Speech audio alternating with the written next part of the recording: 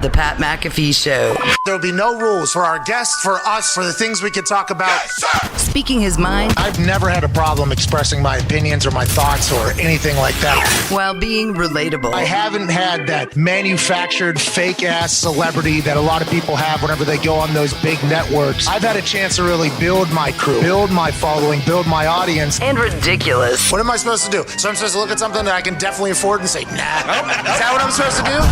The Pat McAfee Show starts in 3, 2, 1.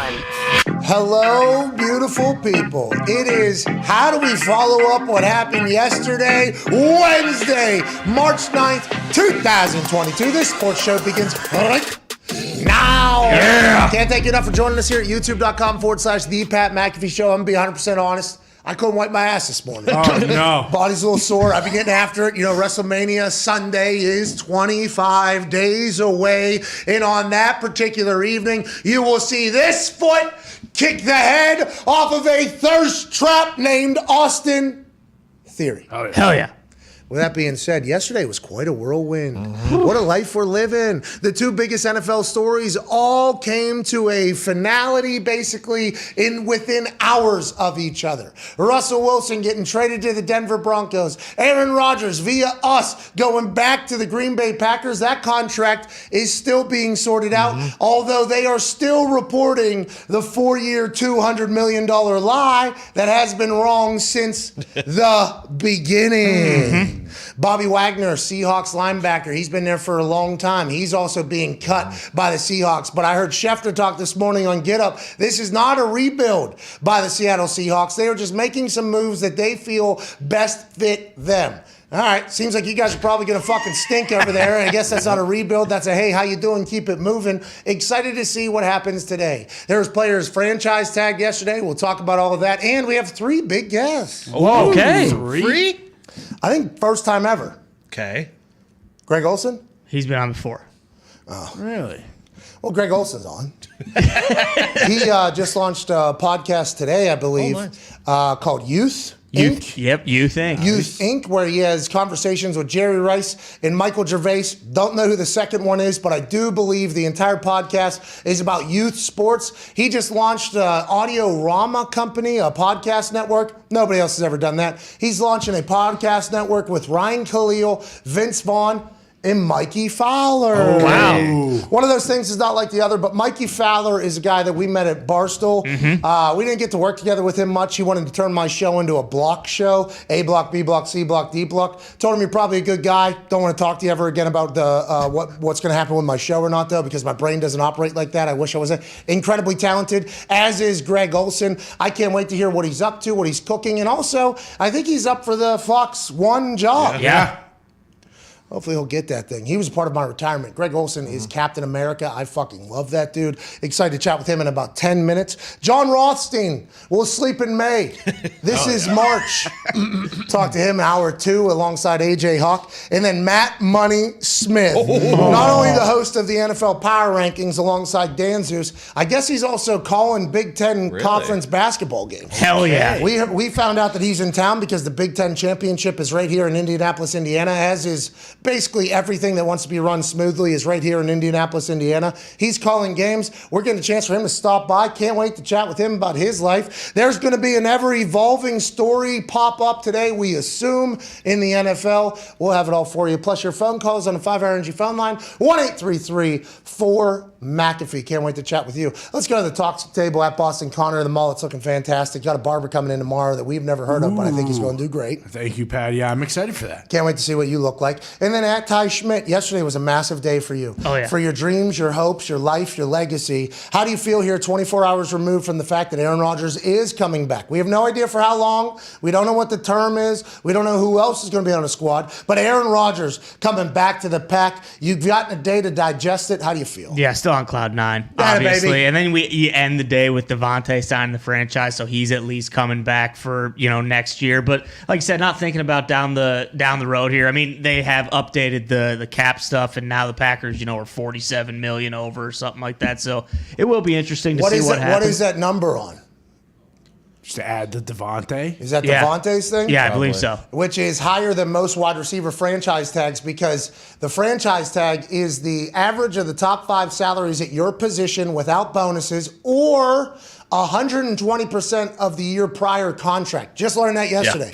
Because normally when people get franchise tagged, they're coming off their rookie deal, so the contract is nowhere near what the top 5 at your position would be. Devontae getting 120% of what last year's contract is. He's making $20 million. Other wide receivers are making 19 or 18 million. He's back for another year. Aaron's back at least for another year, it seems like. I can't wait to see the details of that contract linger out. That will be interesting to see how that happens. But then, and then the Russ thing happens, and everyone's taking pictures of, hey, these are the quarterbacks in the AFC, these are the quarterbacks in the NFC. So if you're a Packer fan, you're thinking, hey, listen, they will be right there in terms of the top of the walk in the NFC. So I'm still on cloud 9. I'm feeling great. Yeah, it should be a great offseason for you, Ty Schmidt. I mean, I'm pumped for you. I'm excited for you. The Colts, I guess we're having Carson Wentz a quarterback. Here we go. Let's go. Here we go. It'll be a second year in the system. Yeah. One more ride.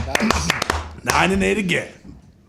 No, we're making playoffs. Well, We're making playoffs. That team, 7 Pro Bowlers, ain't going to not make the playoffs again next year. it could. But this is what a lot of teams are staring down now, especially upon learning that Russell Wilson was available for trade.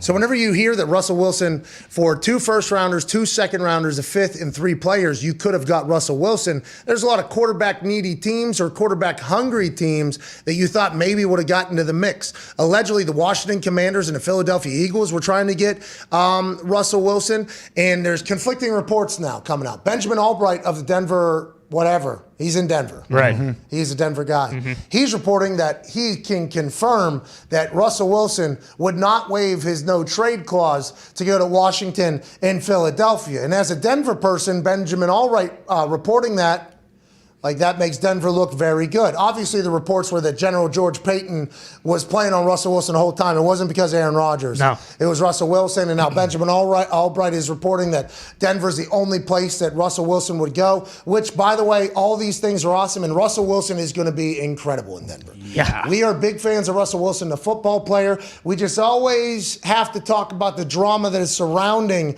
Russell Wilson. This has been a 2-year process now, him getting traded to Denver. But there was a report that the Seahawks would not trade him to an NFC team. So if they would not trade him to an NFC team, the Commanders' new name, same conference? Right, They're yeah. in the NFC. I believe so. I don't think they switched. The Philadelphia Eagles, they're also they're in the NFC. NFC. So somebody's fucking lying.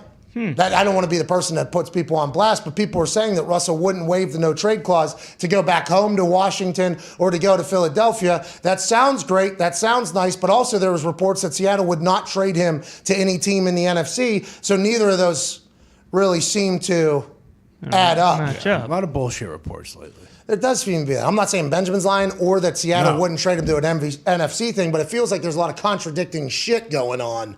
And that's the offseason, I guess. Yeah. Yeah. Them still running with the 4 years, $200 million after Aaron tweeted. Yeah. Hey, the terms in the contract, not accurate. Well, And they put the tweet up on the screen and put it right there for you, and then boom, Bang. brought it in right afterwards. hey, we were on the Today Show, I believe. Really? Yeah, they were talking about Aaron Rodgers' new big money contract on the Today Show. Al Roker. Yeah, Al Roker actually, I guess he did say something. My wife watches in the morning, and I was down there boxing.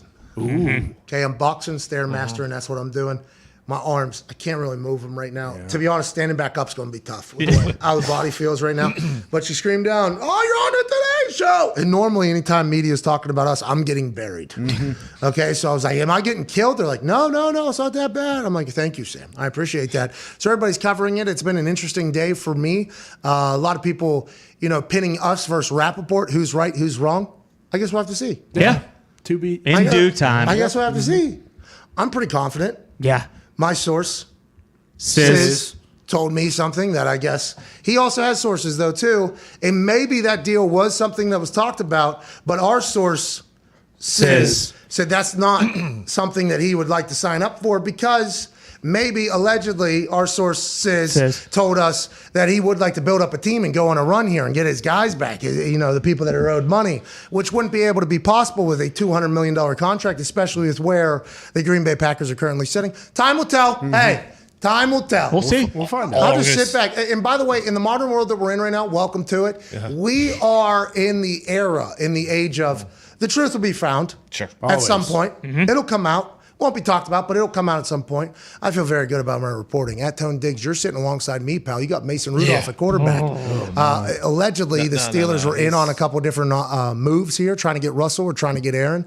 How do you feel about Mason Rudolph being a starting quarterback for the Pittsburgh Steelers next year? Apparently they weren't fucking in on Russell, which blows my mind. Even though when I put out a tweet that said I would have loved Russ, 99% of Steelers fans said they wouldn't have given up what the Broncos did, which I think is fucking insane. Well, what is that narrative? Ryan Clark, right? Ryan Clark a couple weeks ago said, Russ isn't that good. What are we even doing? Wild. I did not know that. I thought he was really good at football. I thought Russell Wilson was very good at football. I thought we all kind of understood Russell Wilson very good at football. All that tells me is that they think that they have a better chance of winning the Super Bowl with those draft picks and Mason than without the draft picks and Russell Wilson, There's people saying that Seattle got a good deal. Oh, yeah. They lose Russell Wilson. They got 2 firsts, 2 seconds, a 5th, and a couple players. They won the deal. I hate people that say this. I fucking hate it. They said it about the Lions and Stafford last year. I can't take it.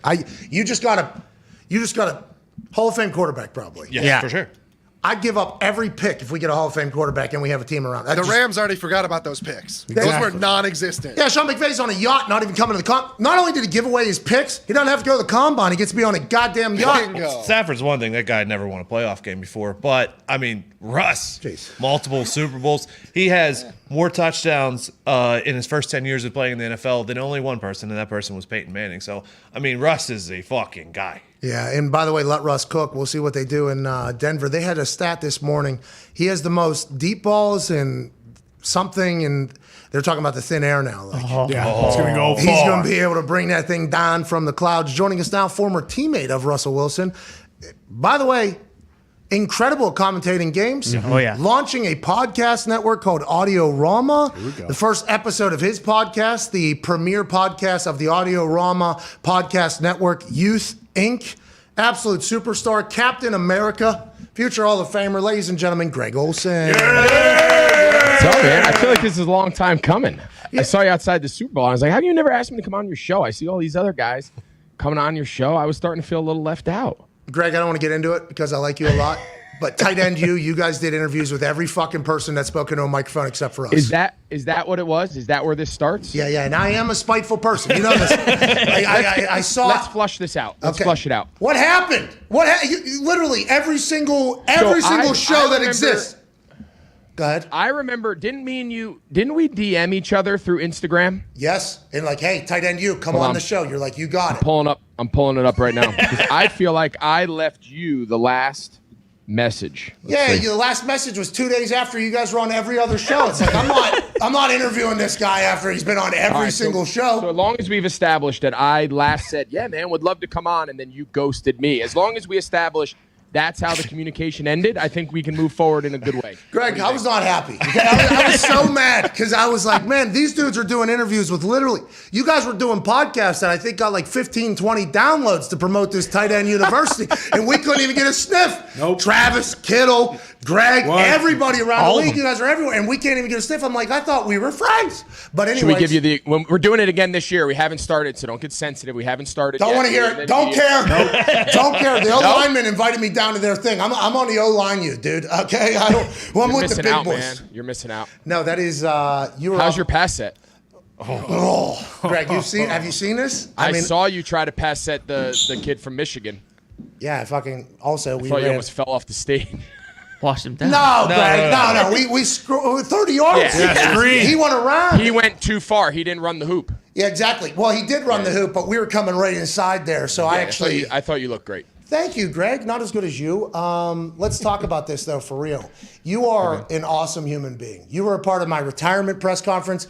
Killed it. I think immediately upon that day, it was our first time meeting you. It was like, oh, this guy's handsome, athletic, massive, funny, charming, smart. Like, oh, this guy's going to be able to do whatever the hell he wants when he retires. Now we're watching you commentate. You're launching a podcast network. I'm so incredibly happy for you, Greg, that you're just crushing this life in retirement. Well, right back at you, man. I'll tell you, you're one of the few shows, and I mean this genuinely, and I told you this at the Super Bowl. I consume pretty much on a daily basis a good percentage of your show. I love the interviews. I told you the other day, it just seems like the people that come on your show genuinely enjoy it. I saw the Vince McMahon thing like last week with the WrestleMania. My kids, by the way, love SmackDown. Like, it's a huge deal. My daughter, who's 9, is obsessed with it. So we'll be watching you in WrestleMania and all that. So I just think your show is awesome. I love coming on it. I think you guys have a great time, you and your buddies. It's definitely a show that I think a lot of people entering this field try to emulate and try to follow. And I remember that press conference well, man. I asked you a question. You told me to go fuck myself. That was a part of it, though. That was part of it. It was all part of the bit. Yeah, it was all. I think people watching that. I actually had someone the day you guys announced your big announcement a couple weeks ago with FanDuel and whatnot. I had people like reminiscing about your retirement, and they're like, "This is why McAfee never has you on. He hates you." I was like, "Guys, you realize that was all like part of it." Yeah. People, I'll tell you, people take that shit serious, but that was fun. Rappaport walked in. He was in the wrong press conference.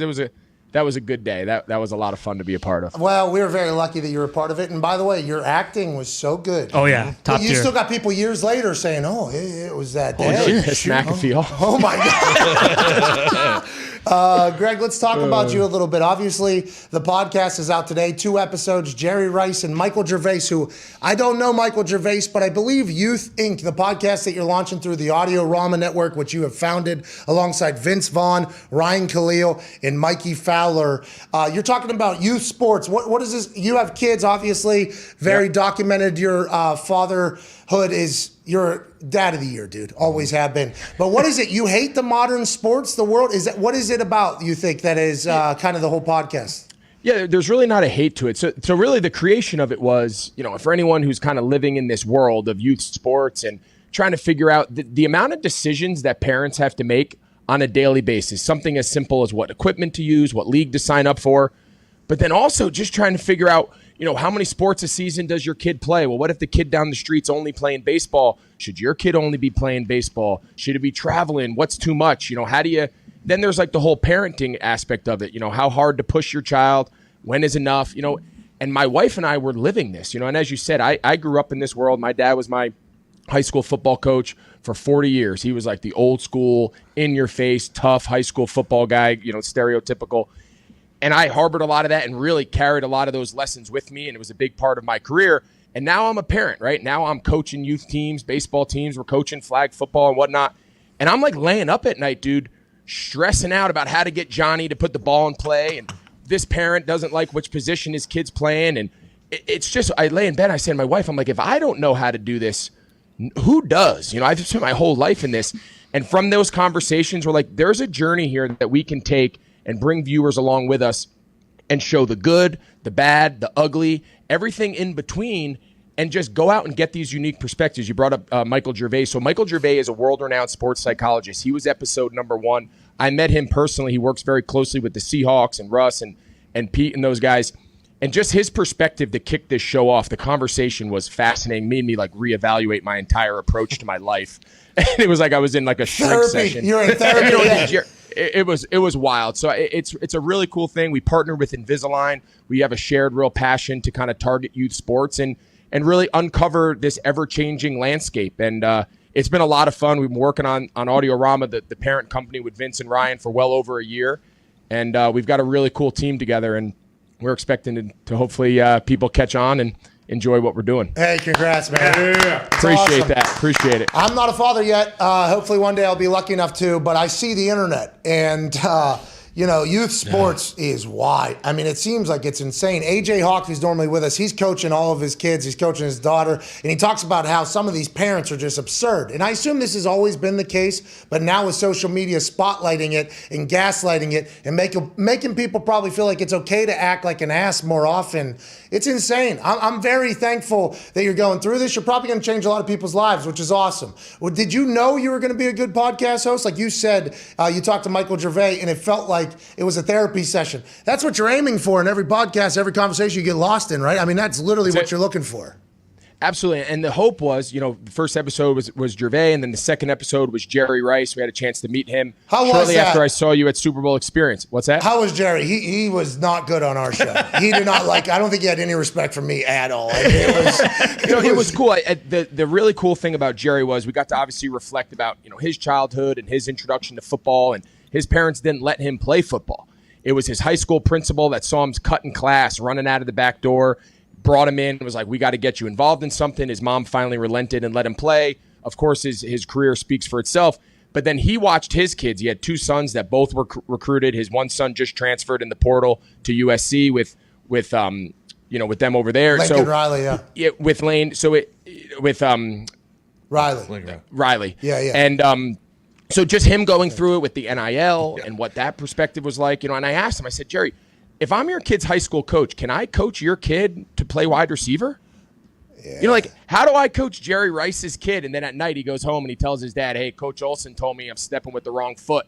And Jerry Rice is like, hey, tell Coach Olson to call me. You know what I mean? It was a really cool conversation. So it was a really unique perspective. We got some other really cool. I'm actually interviewing Sean Johnson, the gold medalist Olympian. Gymnastics is a really different animal now for young kids and what that commitment's like. Those documentaries are wild over there. Those are early hours, hard hours, too. I mean, that's hard. That's real now. They think we take flag football serious. These parents have no idea until you step foot in a gymnastics gym. So it's going to be a fascinating conversation. We're going to tackle it from all different sides. And I think people will come away with things that apply to them personally. And then they can make the best decision for their child. And that's all we're looking to do is be that resource. The podcast is called Youth Inc. It is out now. Michael Gervais, sports psychologist, and Jerry Rice available. Let's talk about Michael Gervais. You said I think Russell Wilson also scheduled to be a guest on there. He's the newest member of the Denver Broncos. 2 first-rounders, 2 second-rounders, a 5th, and 3 players. And people are saying that Seattle won that won that trade. Russell Wilson, if you can get him on your team, you get him on your team. What was he like as a teammate? What was he like as a human? How would you describe Russell Wilson? Because from the outside looking in, it's like, oh, this guy seems to portray the perfect person all the time. Hey, clear eyes, full hearts, here we go. His mic'd ups are like out of a movie. Greg, they're out of a movie almost. I'm like, I've never met somebody like this. You got to be teammates with him. You know him very well. When I saw you outside of Radio Row, I met Russell Wilson for the first time. He gave you a big hug, a lot of love there. What do you think Denver's getting, and how do you feel about the trade as a whole? Yeah, I think the notion that Seattle won that trade is a bit interesting. I think you could say it. Yeah, I don't necessarily agree with that. I think they got a couple players in the trade. Really, the 2 first rounders were what moves the needle. But to give away 2 first rounders, that you hope that those first rounders aren't that high, right? Into the future, trading picks is all based on how good do you think you're going to be, right? So to trade a first round pick this year, you can't obviously control. But for the following years, if you have Russell Wilson on your team, you're hoping you're not picking until the later third at the minimum, but you're hoping you're a playoff team and you're picking in the late 20s, early 30, 31, whatever. And you're not worried about it. To give up that future pick in the first round and then the subsequent, the way it falls in the following rounds to get Russell, right? And that when we called their game when they beat the Cowboys this year, and no one expected them to go in there, and they beat the brakes off the Cowboys. And we thought going in that the quarterbacks, they were an elite quarterback away from having the pieces offensively, defensively. They got weapons. The defense played really well. So to add Russell to that mix and give up 2 guys, the defensive lineman Harris, I think, is a good player. But the 2 offensive guys, Noah Fant was not really doing a ton in the offense. Obviously, the quarterback. He's bummed. Noah's bummed. Yeah. So, I don't know if they gave up a ton of people. Yeah, they gave up draft capital, but who knows? Those picks could have been busts anyway. Yeah, and but you get a foregone. I mean, look what LA did. They don't have a first-round pick. Yeah, but they got Jalen Ramsey. They got Matt Stafford. They're getting real dudes. Greg, Tampa, Denver with Peyton, Matt Stafford, now Russ. I mean, it's just like, it feels like all these other elite quarterbacks. It's going to be hard not to look around and be like, well, if I leave, even though I love this place, which I think Russ just put out a tweet to Seattle, forever grateful for Seattle. I'm sure he has a lot of love. His restaurants he goes to up there, the people he knows, his neighbors, whatever. Actually, that compound, he probably got no neighbors. No. But whatever the case, he's got a lot of love for Seattle. Yeah. But he knows that the blueprint has been laid. If you go to a new place and they kind of just give you the keys, which I think they're going to do in Denver, hey, Russ, him and Nathaniel Hackett are probably going to have a great relationship, is how Aaron described it. He's going to have massive success. Now, that's a tough division. Is that something that any quarterback would ever think about? Like, Greg, I said this yesterday. those quarterbacks at that level, and people are talking about Aaron staying in the NFC, smart, hard road through the AFC or whatever. It's like Aaron doesn't give a damn about that. Russell going in the AFC West. Russell's like, they're in my division now, right? Like that is, I don't think like the separation between how fans and pundits view that versus how these quarterbacks view it is vastly different, I think. Am I wrong in thinking that, you think, Greg? No, I don't think you're wrong at all. I think from the outside, the reality is, yes, the hard division does change your ability to win it. It does change your ability to get a higher seed, home field, potentially is the number one, or however that works. Yes, on the outside looking in, that's all real. Internally, guys like Russ, guys that just really operate at that high level. I know you guys have Aaron on a lot, similar mindset. Those guys are not sitting around saying, I'm going to dodge this team, I'm going to dodge this division. They don't process things like that. They approach every situation that you have to worry about me, right? I'm coming into your division, so now you have to be on notice, right? LA, and they don't view things the other way around, and that's like the true competitive spirit that a lot of these really unique guys have. And you asked about what Russ was like, and I know the mic'd up stuff sometimes almost sounds scripted, but I can tell you from firsthand experience, whether it was a Zoom call during the pandemic in March when I first signed there, and he's like texting me, I'm on spring break at the pool in Orlando, and I'm like, hey, dude, I'm on spring break. He's like, in an hour, I'm going to have a Zoom link sent to you, my assistant. And I'm like, all right, we're like going over the playbook. Whether it was March or whether it was the day before the wild card round of the playoffs before we lost to the Rams, he's the same guy every single day. And it's almost hard to believe that like someone could be that routine and like be that consistent, but he really is. And it's probably the best compliment that I could pay him. Yeah. Is there's no such thing as like this is less important than this. He doesn't operate like that. His brain just doesn't function at that level. And he's just a really, really fascinating and a really driven and motivated and consistent personality. And then, of course, the physical tools on the field. Everyone can see that clearly. So good at the football. I mean, he should have been starting for the Yankees. Yep. The Yankees stink. Yeah, they probably should have signed him actually Baseball. Last year. But whenever that was my first time meeting him in person outside Radio Row when you were out there. That was and I literally said to him, I'm like, hey, Russ, man, massive respect, dude. Obviously, I thought you were like a movie character, but then everybody says you're the same person all the time. And he was like, oh, I appreciate that, man. Like that, he was like super cool. I said, I'm gonna send a request at some point for you to come on the show. Feel free to tell me to go fuck myself. I heard you say that. I walked away. I was laughing my ass off. I was like, that was such a pro move by McAfee. I was like, he did the sly, like, hey, I'm gonna ask you. But seriously, dude, say no. It's not a big deal. Like, it was such a good backhanded. It was very well hedged. Whoa, no. I wanted him to know. It was very well hedged. Thank you. I felt pretty good about it. Because now if he does turn you down, he's like, yeah, I told him to. It's fine. I told him. Bingo. Yeah, well, I'm not going to tell anybody when we send a request, so nobody's going to know. Like, we are not going to publicize that. But him on on the Manning cast was awesome. I mean, I feel like I have really developed – because it's hard to believe that he's a real human. And I think like in the NFL, in the locker room, especially a quarterback, like that's a position where the team has to rally around and believe, and like you have to be the guy. That's how the NFL, we know it. We all know it. I was very lucky to be a part of some great teams that had incredible quarterbacks. But every time I heard him mic'd up, I'm like, I would like to see like some of my friends deal with this guy doing like the movie quotes almost. And if he's like that every single day, people have to fucking love being around him because that's an energy that you can't get. Let's talk about you for a second before the boys have their questions. And we're talking to Greg Olson. His podcast, Youth Inc. is available right now. 2 episodes. Debut podcast for Voice-O-Rama? Audio-Rama. Shit. Should we cut? I didn't want to kill your brand there. I mean, it's all good, man. We're back. We're good. We're very resilient. We're resilient. I'll just tell Vince Vaughn was like, hey, tell McAfee I'll come on. I'm gonna text him and be like, nah, dude, he got it wrong. Maybe next year. Hey, Vince Vaughn, huh? Maybe me and him get into a little, what would you guys do? What would you do? I don't know. I have no idea. I would just ask him to just go on a rant so then I could chime in so then I just hear where he gets going because it feels like he is an all-timer. Oh, that's what I've heard. And his brain is almost on display in these movies. They're like, that's not scripted. That's just Vince Vaughn doing Vince Vaughn right there. He's a genius. How'd you meet him? We lived in Chicago. We actually met, 15 years ago when I was living in Chicago. He was living in Chicago. And we just struck up a friendship and, kind of hung out there and got to know him and his wife. And just all these years later, they live by each other. Him and Khalil live out in Manhattan Beach, live in the Hollywood life out there. Khalil's got a production company that he's producing some Apple shows right now. He's got White Man Can't Jump in the thing. I mean, he's doing, him and Blake Griffin are partners in a production group out there.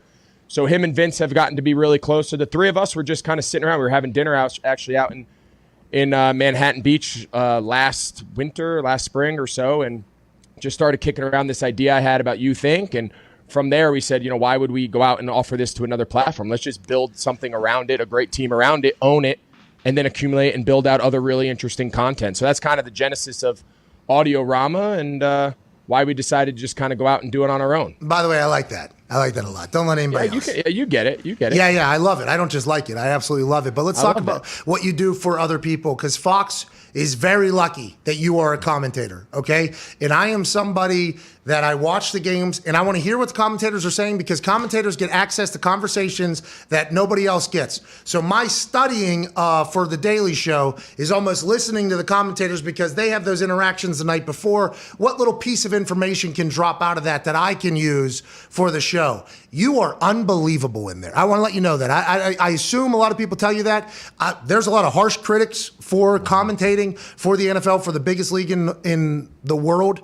You're so good. Did you know you were going to be good? Did you practice? Was it just like a fish to water when you got in the booth? And what do you think it's because of? Just your experience and how laid back you are? You crush it in there, man. Honestly. Well, I appreciate that. I'll tell you a really cool moment. Again, I watch your show obviously a lot, especially with Rodgers. When you and Rodgers did talk about it, and he actually without being prompted, that was a shout out to McAfee. Hey, we got big respect for you. It was a good lead. It was a good leading question. I know that's why you asked him. Well, absolutely, man. Come on, you got to throw the alley-oop up there. But no, I was fortunate. Back in 2017.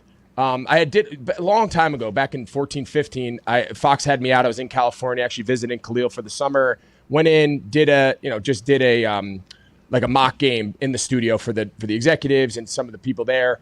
You just call a playoff game from the year before. So I went in and did that as like a rehearsal. They thought it went well. So then 2017 on my bye week, they asked me a few weeks before. They're like, "Hey, would you want to call a game? We'll put you in a 3-man booth with Charles Davis and Kevin Burkhardt, who I've known for a long time. He did my rehearsal. He's obviously he's my partner now. And so the three of us did a 3-man booth for a game back in 2017. Really enjoyed it. Then 2019, they said, "Hey, we'd love to have you back and do it again on your bye, but we want to see you in a 2-man booth." So I did it with Kenny Albert, and that went really well too. So, towards the last couple of years, we had some conversations from some of the Thursday night football stuff, and some of them. I auditioned for the Monday night job before they gave it to Witten. So there was conversations there between like 17 and 19 where we were kind of in the mix for a couple of those openings, didn't get any of them, continued to play, and then signed my deal with them knowing my last year in Seattle was going to be my last year. I actually signed my deal with Fox before that. So I was fortunate that they gave me a lot of opportunities to kind of dip my toe in the water and do some live action of NFL games and see if I liked it, see if I thought I could kind of take to it. And then they, to their credit, they just put me with Burkhardt, who's as good as anybody in the business. My producer and director have called Super Bowls. I mean, Pam Oliver. So they put me with real high-level people where I could just get in there, talk ball, do my thing, and then they could kind of put out all the fires and do all this special TV stuff and kind of just hold my hand through that. So it was a good combination of a team and kind of a good combination of them kind of bringing me along and giving me opportunities and not just throwing me to the wolves day one this season and go, "Hey, figure it out." So it was a good process, and I've really enjoyed it. The part you talked about with the production meetings is like my favorite part. Yeah, it's the best. Honestly, I've only got to call one NFL game. It was the Packers-Lions. But you had the best moment of all time. Hey, that fake field goal was pretty sweet. That was amazing. It was so fitting. Anyway, sorry, go ahead. Hey, by the way, I think they did run it because I was there too. Of course they did. They know they're playing to their audience. Come on, man. Smart. I mean, it was 35-0, week 17, no playoffs on the line. Aaron Rodgers got hurt play 2. I mean, it was. Yeah, but you crushed that. That moment, you were made for that moment. Ooh, that feels good. But they're lucky that they have you. I want to let you know that. They're lucky that they have you because we have a lot of TVs. I try to watch as many games as possible. It's like the only research I have to do is watch these games. It's all there if you just want to watch it and learn. And there's a lot of dudes in those booths that are terrible. And you don't have to say that because you're in the business, but I will. That you are a breath of joy and a welcomed person into the NFL community in the booth. The fact that we could have had you on Monday Night Football instead of Witten, I'm just learning that. Is that public information right there? Or did It's fire. So it's really interesting. It's actually a really interesting story. So no offense to Witten, great football player. No, right? I love Witten. Right. He's Right. awesome. Yeah. I actually ran into him at a bar in Dallas this year before we called the Cowboys game. I've known him for a long time. He's a great dude. It was actually an interesting story. So there's the 2017 or 2018. I forget what year he took the job. Whatever year that was, before he got that job, I was at the Super Bowl and did some stuff with ESPN for their countdown show, pregame show, and they brought it up to me. Gruden had just left to go back and coach the Raiders, so they said, "Hey, would you be interested in the job? Would you retire for it?" And I was like, I don't know. I said, but I would definitely, take the audition and take the interview or whatever you want to call it, and come up to Bristol. So I flew up there, did an entire day with their team, Tessitore, and the whole group, and they put me through the ringer, and then obviously they ended up going with Witten and whatnot, and I continued to play a few more years. But that was a really interesting time. There was the Thursday night package that Fox just got. Then ESPN was looking to replace their booth and redo it. So there was a lot going on in there, and we were in those conversations. Obviously nothing ever really played out. I continued to play ball, but it was a fun few months though of just kind of learning the inner workings of what TV's really like. You would have retired to do that, yeah? I think for the Monday night job or that Thursday job, I think it would have definitely been a conversation. I don't want to sit here and say 100% I would have, but I think if one of those two jobs offers you that platform for a good amount of time, and obviously the money's good, it's definitely something you got to take a minute. At that point, I was like 34, 35 years old. I had just gotten hurt, so I was kind of past my prime, and I don't know if I knew it at the moment, but I was at the time. But yeah, I think it definitely would have been a consideration for sure. Yeah, okay, so now, obviously, with Troy Aikman getting 17 and a half M's. Damn. Hey, good for Troy, by the way. Maybe Troy. And it's good for all of us, what Troy did. It's good for, yeah, you're clapping. Yeah, it's good for all of us. It is good for all of us what Troy did there. There's obviously openings now at Fox. There's a lot of other digital platforms that are going to get into this game. Amazon was allegedly offering Sean McVay $20 million a year. They just signed Herbie. Shout out to our guy Herbie. Herbie. Shout out to Herbie getting that gig. By the way, he's very talented. But your name has to be in all these conversations. Are you excited about that? Or are you just focused on today, focused on the podcast? Like, how do you kind of balance all this with knowing that you should probably be up for one of these jobs that is paying? Hey, these jobs are paying now. We're talking like big money. How do you balance we're talking all like that? McAfee money. We're talking McAfee Show money, which is Well, real not now. that much, yeah. You talk about resetting the bar. No, yeah. I mean, So anyway, 50's a little different, but they only got to work. They only got to work like.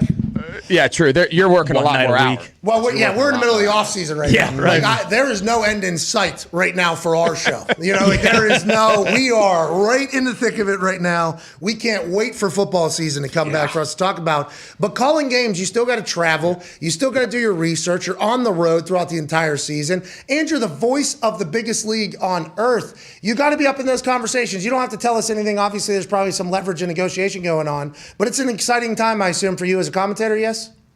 It is. And I think anyone who's doing this would be lying if they said the ultimate goal is to be on one of those crews that calls Super Bowls and has those big playoff moments. That was something when the season ended for us this year, we didn't have a playoff game the way that we'll have our crew would have a playoff game next year. But the way it worked out, we didn't have a playoff game. So all of a sudden now it's playoff ball, it's wild card and divisional round, and you're watching all the other crews. And anybody that's a competitor, it's like no different than when I was a player. The worst day of the year was the day after the Super Bowl. And you had to watch some other team and these other guys celebrate and plan their parade. And you're like, sitting there feeling sorry for yourself on the couch. So the same thing now as the commentator. You compare yourself against all these other guys, the games they get to call, the moments at the end of the game that they get to have and the buzz they get. And you want those moments. I think anybody that competes in any space wants that. So I'm no different.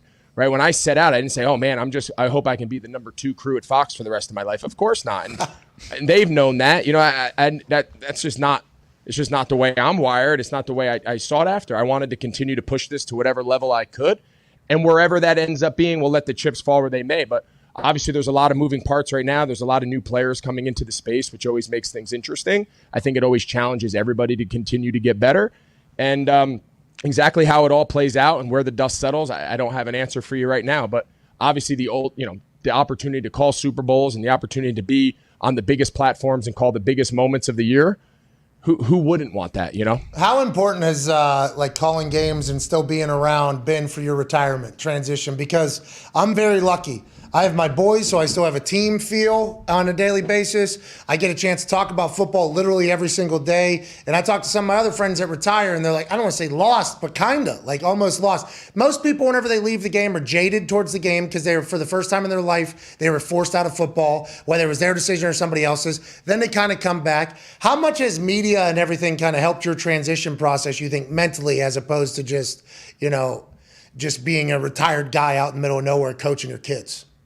Yeah, I think it's been huge. I mean, this fall, for the first time since I was 6 years old, I wasn't worrying about going to a practice, putting gear on, being hurt, being sore. It's the first time in a long time that when I woke up in the morning, I was on my own schedule. Until I had to fly out to the game on the weekend, I could really come and go as I please, take my kids to school, pick them up, go to the gym, it didn't matter what I did. And I think for a while there, and you talk to a lot of guys, and they really struggle, with freedom, and we're so routine oriented, and our whole lives have been kind of structured, and we've played by this calendar of football. The fall you're busy in the season, and then the winter's a little slow. In the spring you have the off-season OTAs, and you're kind of, you set your body and your mind is on this weird calendar rotation.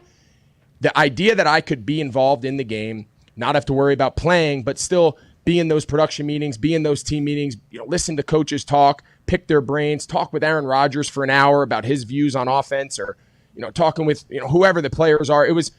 It felt like you were back in it, and your juices start flowing, and then you'd get in the booth and you'd get a great game. And, it felt like you were on the sideline. It felt like the conversations you'd have with your buddies in the huddle where you're saying, all right, here's the deal now. We got 2 minutes. Make sure you get out of bounds. If you catch an inbounds, get down, right? The same conversations we'd be reminding ourselves in big moments on the field.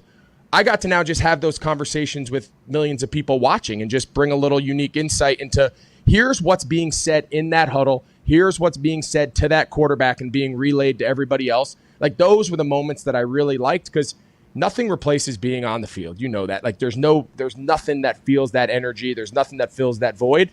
But this was a really close, really fun and fulfilling backup option. Hey, how about when that national anthem plays too, when you're up in that booth? It's great. It is. It really is. Like, I love it. Yeah, I agree. Like, that was the one thing. I called that game. I called a couple college games too. It was like that moment when you're standing on the sideline and the national anthem's happening, the anxiety, the nerves, like, hey, something big's about to happen. And like, that is hard to find. And then whenever you're in the booth and you get a chance to experience it, it's like guys get chills. I got chills. I remember like the first time I was back in a stadium. It was cool to feel almost. No doubt. And because that was always the marker our entire lives. I mean, think back to high school football, and they'd play the bootleg, or your band would play it, or play it over these bootleg ass speakers in your high school stadium. You could barely hear it, but it was always the signal, like, this is your last moment you have to yourself, and then things are going to get real quick. All the way through the NFL and all the way through my career. So it's the feeling I've always had, is anytime I've heard the anthem, it's like, all right, when this anthem's done, it's on, it's live, and you got to perform. And it's a little bit of a different performance, because the mic's going to turn on and the ball's going to get kicked off, and we're going to start talking for 3 hours. But it still gets your juices flowing. It still gets your mind rolling. And that nervous anxiety, that anxiousness was something that I always kind of craved. I always felt like it kind of fueled me. And now it's just doing it in a little bit of a different direction. It's hard to find, too. It's hard to find everywhere. No doubt.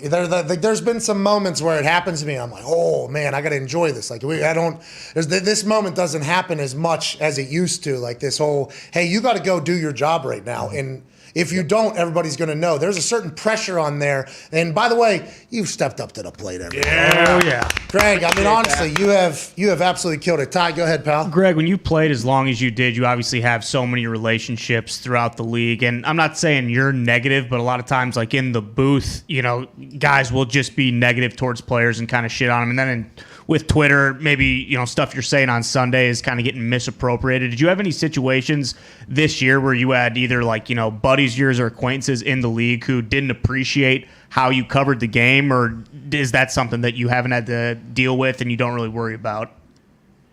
I actually have a funny story, but my approach going in was always going to be, when you're a player, you're always aware. It gets back to you, whether it's through a family or a friend, or you see it on social media or whatever. You know what the broadcasters say about you, and right? Everyone wants things to be said positively. Everyone wants to be told how great they are. That's just human instinct, right?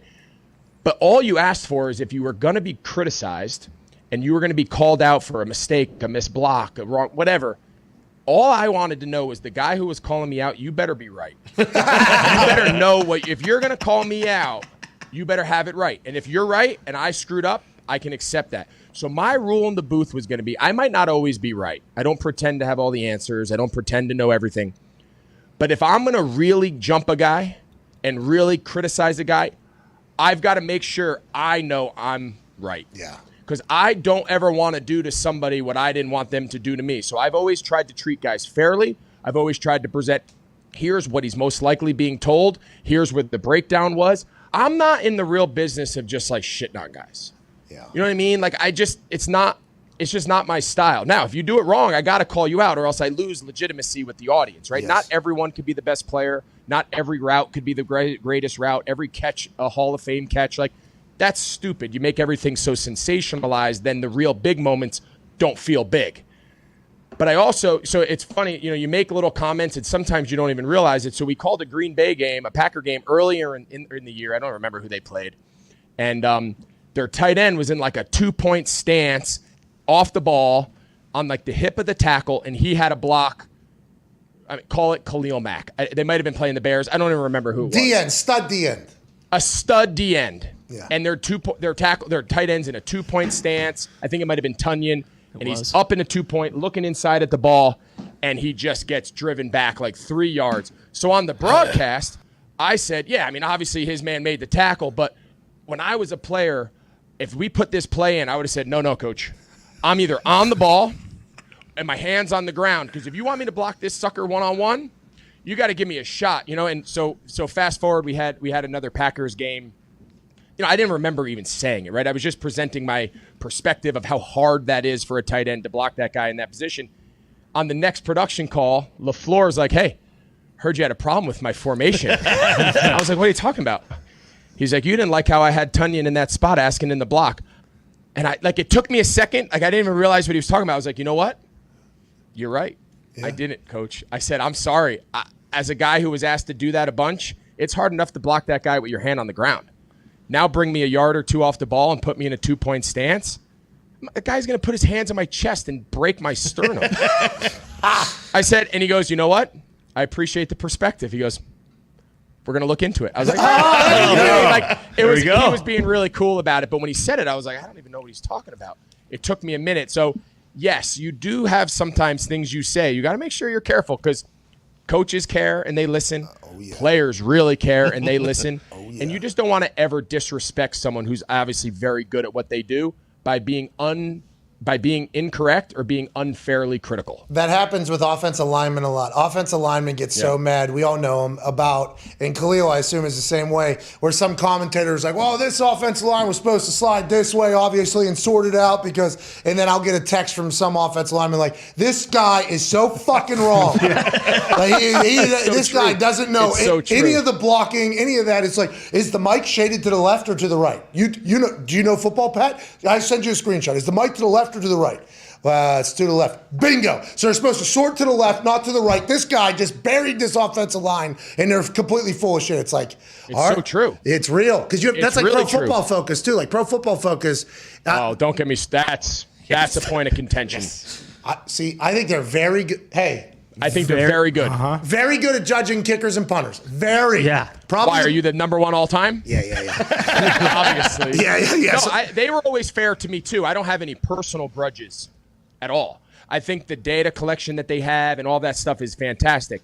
I just think and I feel this way, again, I just explained it, in the booth as someone who has a basic idea of what's going on, but I wasn't in the install.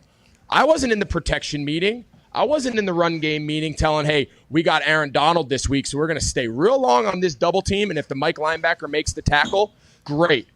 All of a sudden, he gets graded, or on a broadcaster goes, oh, that right guard, Pat McAfee, he's got to come off faster and block the Mike. That's his man.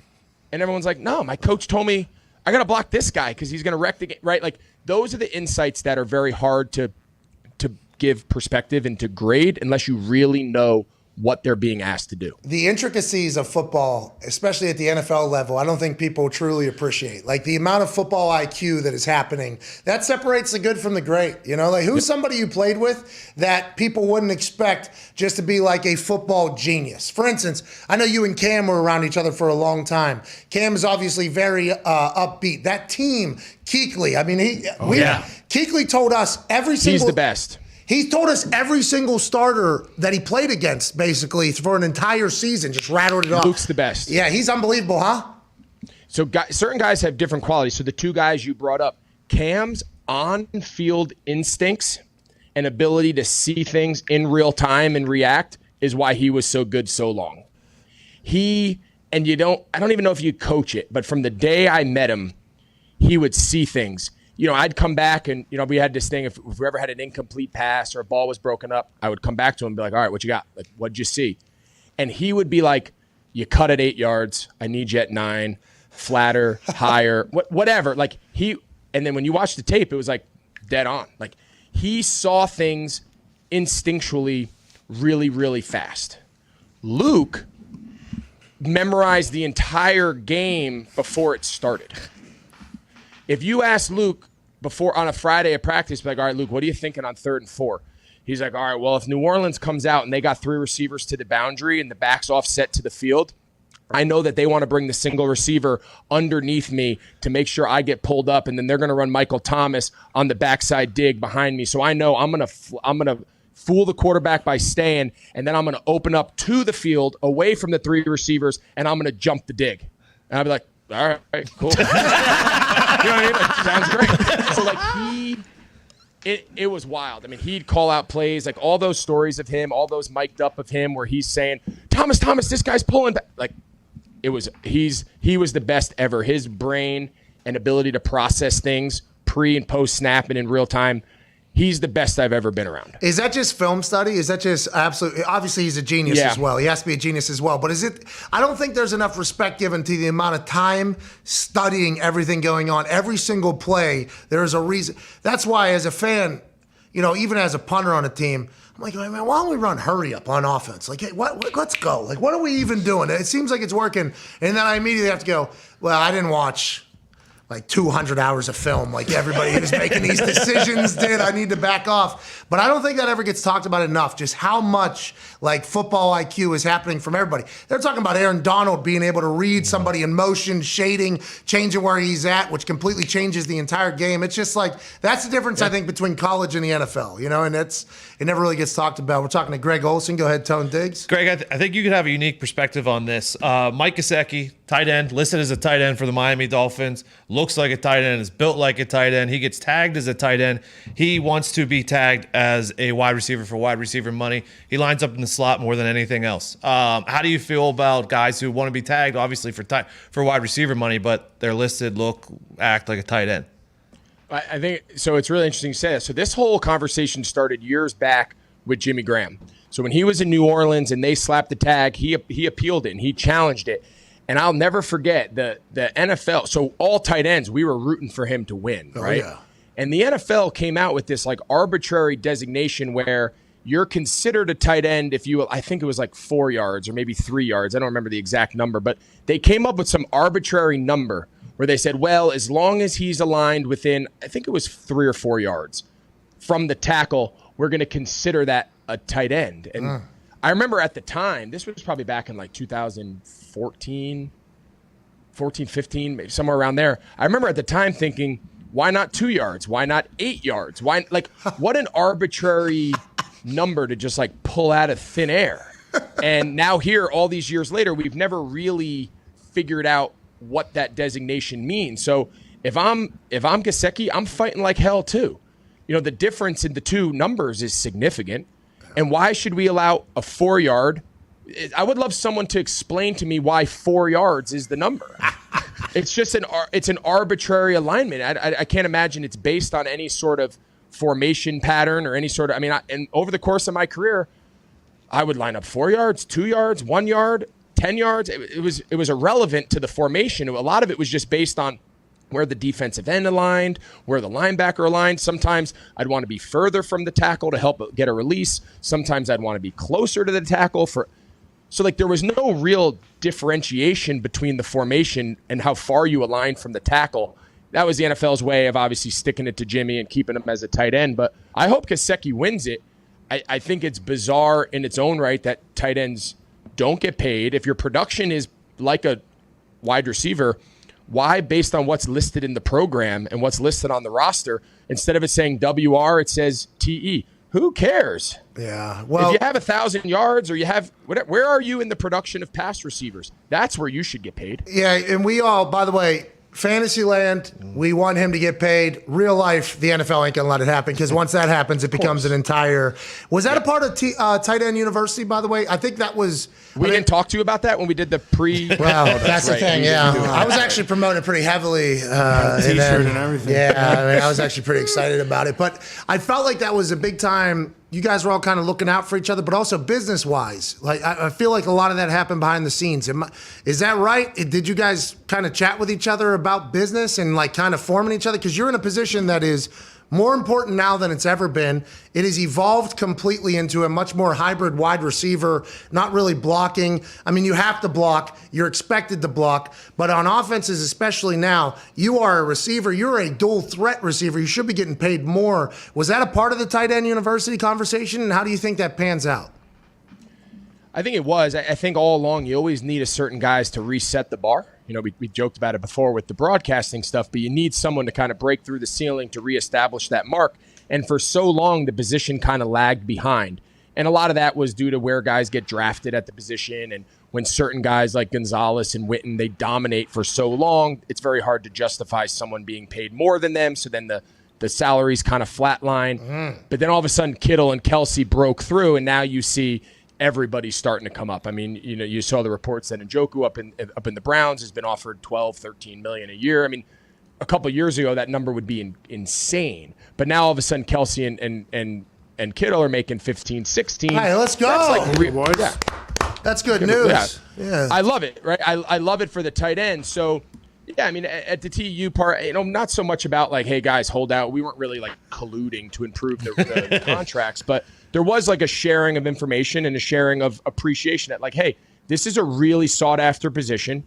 This is a position that if you continue to build your craft and you continue to you know, expand what tools you have and what you can bring to the offense, there's no mystery that the best offenses all have a legitimate guy playing tight end. That's not a coincidence. These offensive coordinators are trying to find these guys. The reality is it's just hard. There's a lot put on your plate. And guys who can do it and guys that can produce at a high level, sort of like a wide receiver, but then also do more of some of the inline physical, you know, inline run game pass protection stuff, they bring a lot of value to an offense. And finally, since the Kittles and the Kelseys have kind of broken through that ceiling, you can see that the salaries and everything, that the franchise tag now is finally over $10 million for a long time. And it was the lowest other than maybe kicker, punter, no offense. Yeah, I got franchise tag. It was low. But you know what I mean? So like it's finally starting to move up the ladder a little bit. And as a guy who played it and believes strongly in its value, I'm happy for these guys. Yeah, and you're born to be a tight end too. They're all freak shows. Yeah. All the tight ends are freak shows, just like you, Greg. Last question here. We appreciate your time. We're talking to Greg Olson, founder of Audio Rama and the Youth Inc. podcast out today with Jared Rice and Michael Gervais, sports psychologist extraordinaire. Go ahead, Connor. Yeah, Reg, you just talked about Kuechly. Another one of your former teammates, Bobby Wagner, is on the move now. Is he kind of not the same, but similar in his preparation? Yeah, I'm shocked that they let Russ. They're rebuilding, right? They're rebuilding. They're saying they're not rebuilding, but that is two pillars that you're just. Those two guys are that team. They're that pulse. They're the heart. They're all the cliches of what guys are for a team. Those two guys are that. Russ on offense and obviously Bobby for a decade on defense. So I was really, really surprised to see them not only move away from Russ, but also in the same day, in the same breath, get rid of who's a Hall of Fame linebacker, you know, in a few years. So, yeah, there's a lot of similar characteristics, just their leadership, their kind of quiet leadership. Bobby's not a big talker. He's not a big hoorah guy, but he's there at every practice. He never misses. He's so consistent. He's durable. So there was a lot of similarities between playing with those two guys. I remember playing against Bobby was always, when we used to go play some of those Seattle defenses back in the day, you know, the 2013 to 14 run that they had with Cam Chancellor and Bobby and Michael Bennett and Sherman and Earl Thomas. I mean, it was a gauntlet. You know, it seems like we played them twice a year, every year. So I always just had a ton of respect for Bobby. He's going to have a huge market. If you're a team out there that's a borderline contender, you're selling your soul to try to bring him into your locker room. Not only because he's going to make 130 tackles, but just the presence that he's going to bring to your defense and your team. You need guys like that. There's no amount of money that's too much for guys like that. And I imagine he's going to have teams tripping over themselves to try to sign him here ASAP. Hey, just like you, whenever your deal is up at Fox, if it ever is up at Fox, we appreciate you so much. Founder of Audio Rama alongside Vince Vaughn, Ryan Khalil, and Mikey Fowler, host of the Youth Inc. podcast, available now, NFL Hall of Fame, future Hall of Famer, Greg Olson. Thank you, man. Appreciate it, guys. Thank you. Thank you, Greg. You were awesome. All right, we got a minute and a half before hour 2 starts. I love talking to that guy. Yeah, he's awesome. I did hold a bit of a grudge. They're fucking talking to everybody. Rightfully so. I was like, hey, I can't fucking. I'm friends with like 4 of those dudes. They had a PR company that was setting it all up. Sure. He's awesome. I'm sure that you think he's going to be good, by the way. I'm running the bathroom. Intro starts in 5 seconds. We'll see you for hour 2 with AJ Hawk in about 37 seconds. The Pat McAfee Show. There'll be no rules for our guests, for us, for the things we could talk about. Speaking his mind I've never had a problem expressing my opinions or my thoughts or anything like that. while being relatable. I haven't had that manufactured fake-ass celebrity that a lot of people have whenever they go on those big networks. I've had a chance to really build my crew, build my following, build my audience. And ridiculous. What am I supposed to do? So I'm supposed to look at something that I can definitely afford and say, nah. Is that what I'm supposed to do? The Pat McAfee Show starts in 3, 2, 1. Welcome back to that show. Hour 2 on this. Oh my God, everything happened in the NFL just yesterday. March 9th, 2022. Shall begin right now. Yeah. Can't thank you enough for joining us. The Talks Table is here at Ty Schmidt, at Boston Connor. Tone Diggs, one half of the Hammer. Dahn. Cowboys is here. Hey. It's March. It is March. What are you guys betting on? It's fucking college basketball. What else? NHL. What? NBA. Let's not talk about the NHL.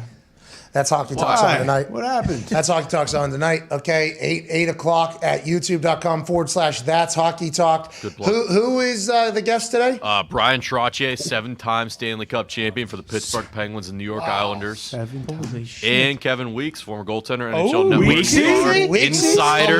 Weeksy's back. Double guest You guys got 2 guests tonight on That's Hockey I Talk? think so, as long as I read that tweet from Rupper right, yeah. Hey, we can. Hey, congrats. Oh, boy. See you guys in the comment section, except for Foxy, who's just out there speaking stupidity into Well, the we will NFL. talk about the Red Wings losing 9-2 to the Hey, the Penguins do, because I'm pretty sure an L's not an the L, it worst doesn't team in matter. the league, dude. Oh, shit. Listen. Penguins lost You last guys night? are just mad. I have the most penalty box minutes in Hockey Talks history, all right? Hockey Talks biggest goon right here. And you bet your ass I'll be in there. Yeah, for a little bit. And then you'll start speaking out of pocket, and then you will get sent to the fucking sin bin in that comment That's where section. I like to be. Zito and I got eyes on that thing, as does Billy Thank you, McComas boys. at Bubba Gumpino, also hosted That's Hockey Talk and Hammered Down. Can't wait to watch tonight. You know, the NHL is a good time. It Yeah. is. Love Good the time. Getting NHL. close to playoff time. Everybody's favorite time. Heating up. Lost quick $1,000 last night. Live bet paying them. Oh, no. The Pens? Plus 180 or something. It was tied. I'm like, fucking at home, plus 180, give me them. So it just depends. And then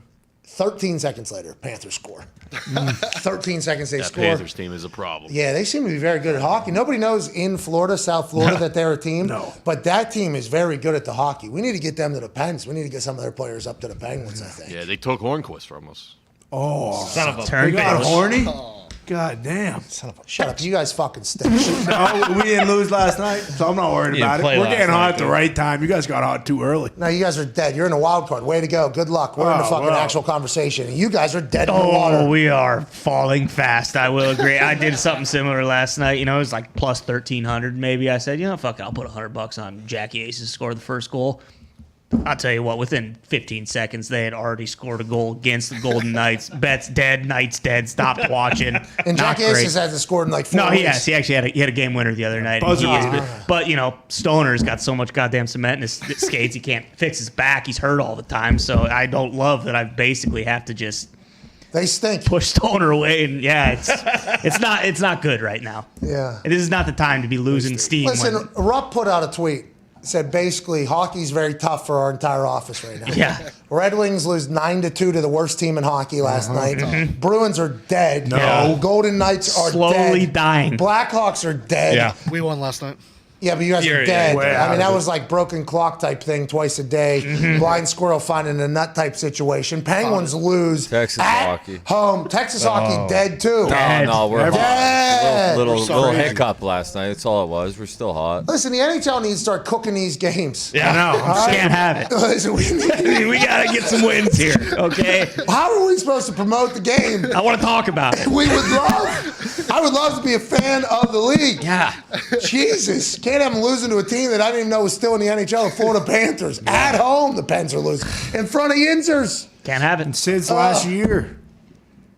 You got shut up. And we're getting hot at the right time. No, you're not. We were out of it, and now we're right on the You're cusp not of being Joining that us 3 now seed. is a hockey aficionado just like me, Super Bowl champion, college football national champion, COVID survivor, AJ Hawk.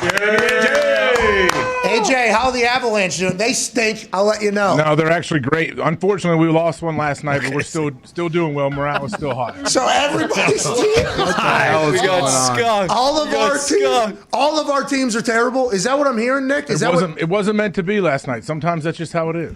Well, I don't think it's ever supposed to be for you guys ever. You guys stink worse than us, I think. Much worse than that. No chance. No chance. We're rolling. They are We're peaking at the right time. quite good. You just lost last night. We don't care. We care about the playoffs and the Stanley Cup, bud. Bingo. You guys are a fake franchise. Congrats. Congrats on celebrating a regular season win. Oh, way to go. Maybe Russell Wilson will fucking go to a game and you guys will be able to win over there. I didn't even think about that. Yeah. We need Russ to do the puck drop. Oh, yeah. Imagine, he's going to throw that thing so high. Yeah. Because they always talk about his long ball coming in from the sky. Him dropping that puck off the roof of the thing straight down flat. It'll land perfectly like a cornhole pad. Gorgeous. Oh, man. Maybe that'll take the Avalanche over the hump of not being the worst team in the fucking division. The cities Good he's luck. in now has a professional MLB team. He doesn't have to go bother the Yankees anymore. Wait till he's taking BP this Rockies. summer. Now the league's dead. Oh, yeah. Shit sandwich. I heard it. Yeah. Never going to happen. Jet pass. Good luck, Jet. Probably luck, not Jet. supposed to continue to echo that. Jet's in it right now, I guess. I did not know Jet passing was in the middle of it, but hey, tease a piece, Jet. Hey, good luck, You'll Jet. be okay, Jet. Hey, baseball needs you, Jet. Don't ever forget it. But baseball is officially dead. AJ, let's talk about yesterday's big news. Yesterday was the biggest day in the history of NFL off seasons, I think, honestly. And I am very much a live in the moment, ebbs and flows guy. I will ride the highs. I don't really get low that much. I don't think there's been a couple days, I think, in the history of the show where maybe I'm a little bit low. But normally I'm either baseline or super pumped. Yesterday was massive. Aaron Rodgers decides to go back to the Packers, although a deal has not been decided on how much he will be paid or how long he will be there. It's still headlines, AJ, by the way. This morning, today's show, Aaron Rodgers inks massive mega deal or whatever. Then they had us on the Today Show. It's like, that's not true.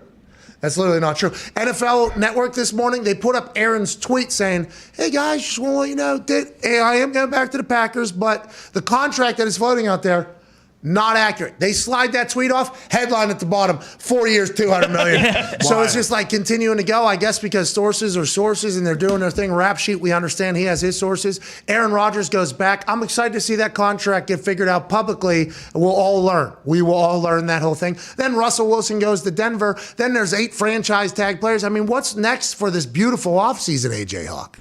Well, what are there any other like big dominoes out there that are yet to fall that we don't know about? Amari Cooper being released from the Cowboys. Everybody's saying that won't happen until like the 5th day for something like that. And then Bobby Wagner getting released yesterday. That came out of nowhere. I mean, it is insanity. Whenever you think back to what happened yesterday, you've got a chance to sleep on it, as has Ty. Ty said he's still on cloud 9. Aaron Rodgers is back. We have a good football team. He's so happy because he could be like the Seahawks who are fucking dead. Okay? And no offense to Seahawks Twitter, even though you guys fucking came after me for a long time. I don't want to, I don't want to continue to do that in your faces because I am babyface right now. I'm not heel. But you guys attacked me for covering the reports of smoke, which led to fire, which him being out of there. You're in a rebuild. Don't worry about it. It'll be fun in 5 to 10 years whenever you guys find another franchise quarterback for your program. Maybe it's Deshaun Watson, which is supposed to come to a head this Friday. There's supposed to be a lot that goes on in the Deshaun Watson case that'll either, I think the decision will be made whether they go forward or if it's done.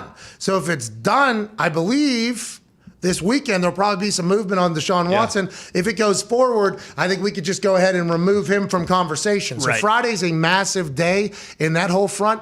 But Aaron going back to Green Bay for 2 years, you said, oh, he's going to be with the Packers. He's going to be with the Packers. Looking back on it, did you ever have any doubts? Were you a little bit worried? And now that he's back, what are you expecting from the Green Bay Packers, AJ Hawk? I honestly never really had any doubts that he wouldn't be back in Green Bay. That's what I said from the beginning when all of the issues came up last offseason, rolling into this year, and then this season ended. And I was like, all right, the dude's won the MVP the last 2 years. Seems to be getting along very well with the front office. Obviously, the head coach loves the team. Why would he not be back? And also, as we got longer and longer, as he was deciding what he was going to do, I'm like, if he decides, especially right now, like say yesterday or the day before, or a couple of days before that, if he decides to go in and says, all right, I don't want to be here, let's work a trade out, I can't, that would take some time to work out a trade for Aaron Rodgers, I would imagine. Yeah, well, I don't know. It seemed like it only took like 2.5 hours to get the Russell Wilson trade done. Yeah. But General George Payton said, nah. Multiple weeks. Working on for 3 weeks. Although Aaron Rodgers, offensive coordinator, really close friend, is our new head coach and our play caller, this had nothing to do with Aaron Rodgers. No. We've been working for a couple weeks on the entire trade. So it seemed like they were able to get that thing done. And the Packers had steadfast said that we had heard no offers. Now, is that true? Is that not true? I guess we'll maybe find out 10, 15, 20 years from now. I have no idea when that'll come out. But I think deals can get done. I think deals can get done relatively quickly whenever, you have your back against the wall and you have to make a decision. The thought, though, that Russell Wilson moves, same day Aaron goes back, I think retirement was an actual thing for Aaron. Do you not think that? I know he says that, and he has definitely mentioned that publicly multiple times, but I still don't believe it. Well, that's what NFL Network's doing now. Like Aaron tweeted that the contract isn't real, and then they're like, man, we don't believe him. 153 million. That's bullshit. We don't believe him. I had somebody tell me today that I talked to, oh man, you see Aaron's contract? I was like, what? Like, yeah, he's like 50 a year. I'm like, wait, the one that rap reported? Like, yeah. I just saw him. Like, no, it's not true. Like, you don't, everyone, it doesn't matter. The headlines are out there. Dude, it was on the fucking Today Show. Yeah. The Today Show. The Today Show? Yeah, with Carson Wentz in them. No, Carson Daly. Carson Daly, yeah. Carson Daly's on the Today Show? Mm-hmm. Yeah. With who? Who else is on that? Al Roker. How to copy. Stephanopoulos or whatever? George? I don't know if George Stephanopoulos is on there. So not Strahan's show? No, that's Good Morning Today. Yeah, with Kelly. Yes. Yeah, you got it. I don't know. They all seem Good to blend Morning together. Seacrest. That's what he's on, right? Oh, no. Seacrest is on that other one. He's on that. He took over for Strahan when he was with Kelly. He crushes. He's on the table? Seacrest? Yeah. Like, what do you mean? The View? The View is still happening, right? Oh, yeah. Oh, yeah. I see every once in a while the internet will have them cooking up something. Oh, yeah. Oh, yeah. The View will always. And what about the Chew? Isn't that something there for a The little Chew bit? is something as well. Chew on it? You remember an Is agent? that Rachel Ray? That's Food I'm Network. not sure. Remember the agent that texted me and told me Yeah. that if I worked hard enough and with the proper representation, they could get me on the Chew?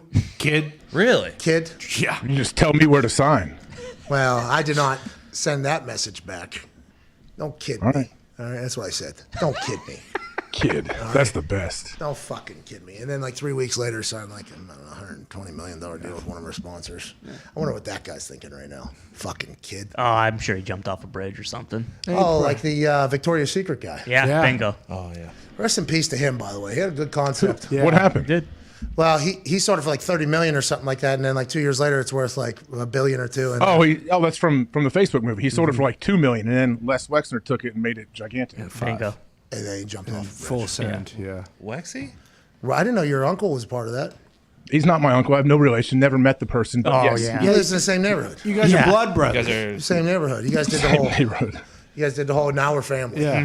Cohabitants. You guys put indoor walks from your house to his house. Underground. No, underground, not indoor. Underground. Oh, you guys got tunnels? Oh, so No, but I wish I had tunnels. I should have done that when I was building our house. I heard I a lot should have about absolutely these built tunnels. tunnels. I've heard a lot about these tunnels. Maybe I do have them. You never know. You have a fallout shelter? You and Wexner got tunnels? I'm a too, big Joe? fan of shelters. I watch a lot of those guys on YouTube as well when they make them and then install them. What's that called whenever you have like a pack just to run away forever? A prepper? No. I got a go bag. I mean, I don't No, know. a go bag. What, you had that straw. Well, life straw. I buy We it. all bought that straw. You have to every yeah. single year that Amazon does Prime Day. You have to buy I have a life couple, straw. yeah. Yeah, so we survive everything. They're right? responsible for not. Yeah, you can drink out of anything. Suck water out of any crick I find. Yeah. Drink your own pee. Yeah, exactly. You could do that. Well, I you don't do think that you need anyways. the straw. Yeah, Patches a whole hand. Don't eat No, I mean through the asparagus. straw and it's clean. It's like water. Yeah, but Try it. Have Diggs try it. I'll do it. Well, you, Diggs uses that straw. He did test that straw for all of us, I think, a couple of years ago, the survival straw. Yeah, yeah. it works. Because allegedly you can just go right into like cow patties. Yeah. Have a little rain and just, it's like Aquafina, Dasani. Yeah. Voss water out of nowhere. I don't know why Bear never had one in his pack. That was confusing. Seems like that's how you survive everything. Yeah. Just that fucking straw. Is there ice? Does it have a cooler too, so you can get ice cold water? That'd be Unfortunately not. Maybe but they could add a that. lot of cool water out there in the world. Let's move on. Bobby Wagner released from the Seattle Seahawks. AJ Hawk. We just heard Greg Olson talk about. Greg Olson, by the way, you know him. You two know each other, right? Yeah, I've been around Greg a few times. I don't know him well, but I have a lot of respect for him. I think he's great. Yeah, me too. I think he's very good at what he does. He just gave us a great conversation. I saw him drinking some old fashions at the Super Bowl, so the respect is just growing for Greg Olson every single day that passes. He was talking about Bobby Wagner. He said, Bobby and Luke Kuechly, they're both kind of quiet. Bobby Wagner was a guy, though, that every single day he's at work, every single day he's showing up. He's very consistent. He's a playmaker. He is a pillar for that Seahawks team. They get rid of Russ and Wagner on the same day. They're in the middle of a rebuild, and why are they still very adamant that we're not rebuilding? Is that just for the fans, or are they telling that to Pete Carroll? So Pete Carroll still wants to go in there and chew gum? Like, this feels like this is a very blatant rebuild. They got the 9th pick overall now, so they can bundle that alongside the 2 1s that they get from Denver and the 2 2s and a couple other players, and maybe make a big time play for Deshaun Watson, depending upon what happens on Friday. But it feels like they're just a team that's dead all of a sudden. Am I missing something in there? It does feel that way, but of course they're not going to come out and say we are rebuilding. How would you attract any free agents if you're saying we're rebuilding? What does that do for the message sent to your team that you currently have if you say we are rebuilding? Also, it might be a little bit for Pete Carroll. Like, hey, man, Pete, I'm sure does not like the word rebuild. So, yeah, maybe they do go out there and try to make some kind of splash move with those picks they got. Robert Mathis says this ain't a rebuild, this is a reload. Okay? Just two, very different narratives there between rebuild and reload. That was when we drafted Andrew Luck after we cut everybody on our team. We cut everybody on our team. My friends were telling me, don't answer your phone. They're cutting everybody. Literally. Jeff Saturday, get the fuck out. See you later. Joseph Adai, get the fuck out. Gary Brackett, get the fuck out. Ryan Dean, get the fuck out. Basically, everybody that had been around the Indianapolis Colts for a long, long time, that were my friends that had the winningest decade in NFL history, alongside Peyton Manning, get the fuck out. They were cutting everybody. We were ranked 32 out of 32 on basically every single rankings. Chuck had that on the back of the shirts, like build the monster, here we go. And Robert Mathis, I believe, was the one that termed, this ain't a rebuild, this is a reload. We're going to go for it. We made the AFC Championship that year. No, I think we made the playoffs that year. Lost to Baltimore. Better than people thought. Yeah, I think we lost to Baltimore on the road because Bruce Arians had a medical situation pop up the morning of the game, had to go to the hospital, so we had no play caller the day we're playing Baltimore in the playoffs, which quite a nightmare. Yeah, disadvantage. Quite a nightmare there. And then I believe we went to the AFC Championship the next year 2014 when we season. lose to the New England Patriots or whatever. So it's just like you can turn around quickly. I mean, the Bengals. If you draft Andrew Luck, you can turn around quickly. And if you have Joey Burrow, you can turn around quickly. But them, like Seattle Seahawks fans, have to be staring off into the Pacific Ocean thinking, we're dead. We're so fucked. We still have a loud stadium, though. Oh, the loudest in the league. Still a loud stadium. Still a loud stadium. Hopefully. Still have those fishes that get tossed. Yeah, that's that'll be right. cool. Still have that- Drew Carey taking pictures still. He'll be there, hopefully. I think he retired from that. He doesn't do that I thought he anymore. was a Cleveland guy. Well, Cleveland does rock, but he was assigned team photog for the Seahawks. Not as good as Randy Johnson? Randy Johnson, thank you. All right, let's get to a break. We got John Rothstein on the other side. And Hell yeah. He is. Oh, yes. Hey, let's give him some time. Yeah. You know, because it is March. We'll sleep in May. Bingo. This is FanDuel. He is also 6'8". Yeah. At least. Did you know that? Oh, I had no idea. Yeah, we saw him in a picture with somebody, and he was alpha. Who was he with? Siciliano? No. Why would you All right, say we're that? back in 4 minutes with John Rothstein. This is March. Let's learn about college basketball. Who we should be betting on, what we should be expecting. We're back in 4. Cheers.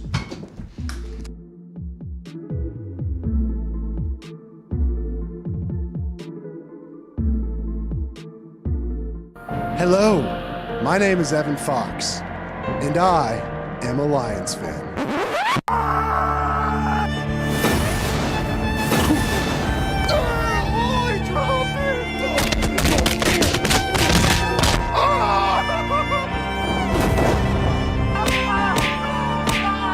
Foxy loses.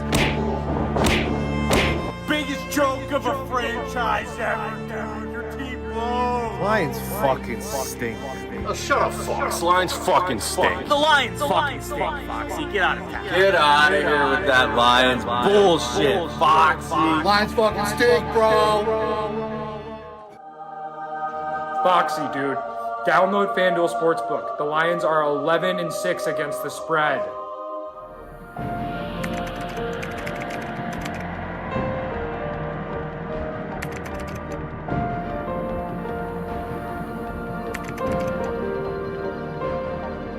So I'm going to give my weekly story when Pat comes on. Yes, there we go. This is my bedtime story right now. There's a couple refs that you just have it out for, or they have it out for you. And I'm like, before the game, I get the paper, I look, I see who the referees are. I'm like, fuck, I'm going to get a penalty called against me for sure in this game. And so I'll just say this: Bill McCreary. Wild Bill. We fucking hate that guy, dude. No, he's a good dude. He's a good dude. And I run into him actually in Pittsburgh all the time. So I'm playing in New Jersey, and Bill, there's like a whatever. The other team trips one of our guys, like a blatant call that's missed. I stand up on the bench. What you do just to be an asshole. I stand up on the bench, take my stick over the board, just boom, boom, boom, boom. I mean, you can hear it through the arena, right? Just boom, boom, boom. Like, come on! It shows him up, right? Come on! And all of a sudden, I see Bill just look across. He goes, boom, and he's got like this heavy mustache, like this. His mustache, he's just eyeballing me across the way. And he looks at me, I'm standing up, I'm banging my stick, I'm like, fuck you, whatever. So then the play goes on, and I'm tying my skates. I'm on the bench, I'm going like this. I bend down, I'm tying my skates. So like the top of the boards is right here. My head's down, TV timeout. All of a sudden, I hear, shh, someone stops right here. And I look up, and Bill McCreary's like eyeball to eyeball with me. And he goes, are you showing me up? You want to fucking go? You want to go? And he goes like this. I swear to God, he goes like this. He backs away from me. Let me grab my mic. He backs away from me from the bench. And he goes like this. Come on. Come on. And I stand up and I go, Bill, are you challenging me to a fucking fight? I'm like, you asshole. You think I can't? If I fight you, I'll never play a game in this league again. He goes, let's go. Come on, let's go, tough guy. And I'm like, my mind is going like in circles. I'm like, do I fight this guy? Like, I'm not, or what am I supposed to do? Like, I was like, and like he totally won. He totally won. He knew I couldn't do anything, and I'm just like, I just got by. I was like, you know what? I'm like, fuck you. And I sat down, and then it was like, I was like, he totally just dominated me right there. And then the next game we played, I was taking the opening face off of the game. He's dropping the puck. He's standing there before the puck drop. I look at him, he looks at me. I look at him, he looks at me. And then finally I go, hey, Bill. I go, Billy, let's bury the hatchet, man. I'm sorry. I got away from myself last game. I got away from myself last game. Like, this isn't, I don't treat referees like that. And he goes, no, I did too. I let the heat of the moment get the best of me. All right, man. Truce. All right, cool. Truce. Drops the puck by the end of the first period. We're fuck you. This seems to be a thing with you. I run into him all the time. He's a great dude, but that's how it is, man. He's got to fight his fights out there too to save face. Oh, Rob, should I have fought him? Yeah. Probably not. I mean, pretty good content. Welcome back to the Pat McAfee Show. I am excited, AJ. Yeah. Hell yeah. You know what I mean? I'm guessing our next guest is very excited too. Well, It's March, baby. And this is when our next guest not only thrives, but comes alive like no other human in the history of humans. People talk about months being important to people. Whenever you talk about March being important to somebody, our next guest lives and dies for the 1 month out of the year in which he can tell you everything going on around the college basketball landscape. We heard him for years on Pardon My Take. He was electrifying. He just inked a deal with FanDuel Sportsbook. This is March. We'll sleep in May. Ladies and gentlemen, CBS college basketball knower of all things. There you go. John Rothstein. Gentlemen, great to be with you as always. Best month of the year, not close. By far the best month of the year. Hey, the other 11 months just waiting around for March, huh? That's it. We're just building up day after day, week after week, hour after hour. And Pat, as you know, when March Madness takes center stage, there's millions of people that get excited for the NCAA tournament. And we're getting a taste right now of the greatest month in sports because we got conference tournaments going on up and down. I'm a food guy. Conference tournament week, kind of like the charcuterie board of college basketball. No, John, we're going to have to reconnect with you. It's probably our fault, not your fault. We'll get back with John Rothstein here in a few seconds there. Dropped to millions and millions. Last time, same thing happened, right? It did. This last time, same thing happened. It did. New York, fickle Wi-Fi. Are they known for that? Yeah, Well, big time. Actually. He's probably got like 800 games streaming right now that he's got to keep an eye on. So I would imagine his bandwidth is. I didn't even think about his setup at the house. Yeah. Just being like college basketball city there. Oh, yeah. His extra TVs just sitting in his apartment in case one of them crashes out. We got the SoCon over here. Yep, that's right. Last second shot. How you doing? Keep it moving. Then we got the Bellarmine team getting fucked Yep. over. That's right. Out The of Bryant nowhere. fight. Yep. What's that? Whoa, man. That was crazy. Brian's good. Brian's good squad. Yeah, they were up like 30 during that fight, by the way. And they were like, well, we're pausing the game. We'll bring it back in there. And these are only things I've seen on the internet. I don't know anything about any of these college basketball programs, but I do know that Ohio State's probably got no chance. Ain't that right? I think they probably have a pretty good chance. Doubt it. Scrappy. They are a scrappy bunch. Are they in the tournament or no? They haven't made the brackets yet. Yeah, but will they make the tournament? Well, the Big Ten tournament is in Indy coming up. He doesn't even know. It's happening right now. This guy. I'm talking about. Yeah, they should. Yeah, they should be in. They'll be in. I don't know what their seed will be. West Virginia's not even making it in the NIT. What? We got to win the Big 12 tournament. What? What's the record? I think we're like 4-30 or something like that. That's not bad. That's close. That's not bad. No, I think we're like 12, 17, and 19 or 17. Catching all right. one against Kansas State today. Okay. That's a great game. The West Virginia program is not what it once was. But listen, Huggy Bear is going to get another round of recruits in there. Bingo. You better. And the whole game, they're going to keep. Hey, Press Virginia's coming back. Is this guy on or should Better we move hope on? Mike Gansey's walking back through that door with Pittsnoggle. Are you talking about Patrick Beeline and the boys? Yes, I am. Hey, listen, they used to walk into the clubs that I was in. They were obviously all very tall, and we celebrated mightily how good they were at basketball. I bet. I love Kevin Pittsnoggle. Yeah, when's his boy, coming up through the system? Who? Pittsnoggle's son. Well, yeah, listen, he's going to West Virginia. Don't you even ask. Of course. That's what I mean. Joining us now is a man who knows, listen, there's a lot of sports that we could bullshit about for numerous minutes. College basketball is not one of them. I think we all just showcased that. But now that we have bought enough time to get somebody that actually understands what March is, a man who just said that March is all about the millions and millions of people that tune in to this amateur basketball frenzy that sees games happening all day, every day. We all gamble on it, even though we know nothing about it. A man who's going to give us more information than we could ever fathom having going into this March Madness season. Ladies and gentlemen, CBS Sports knower of all things college basketball, John Rothstein. Hey! Pat, great to be with you again, my man. Happy March. John!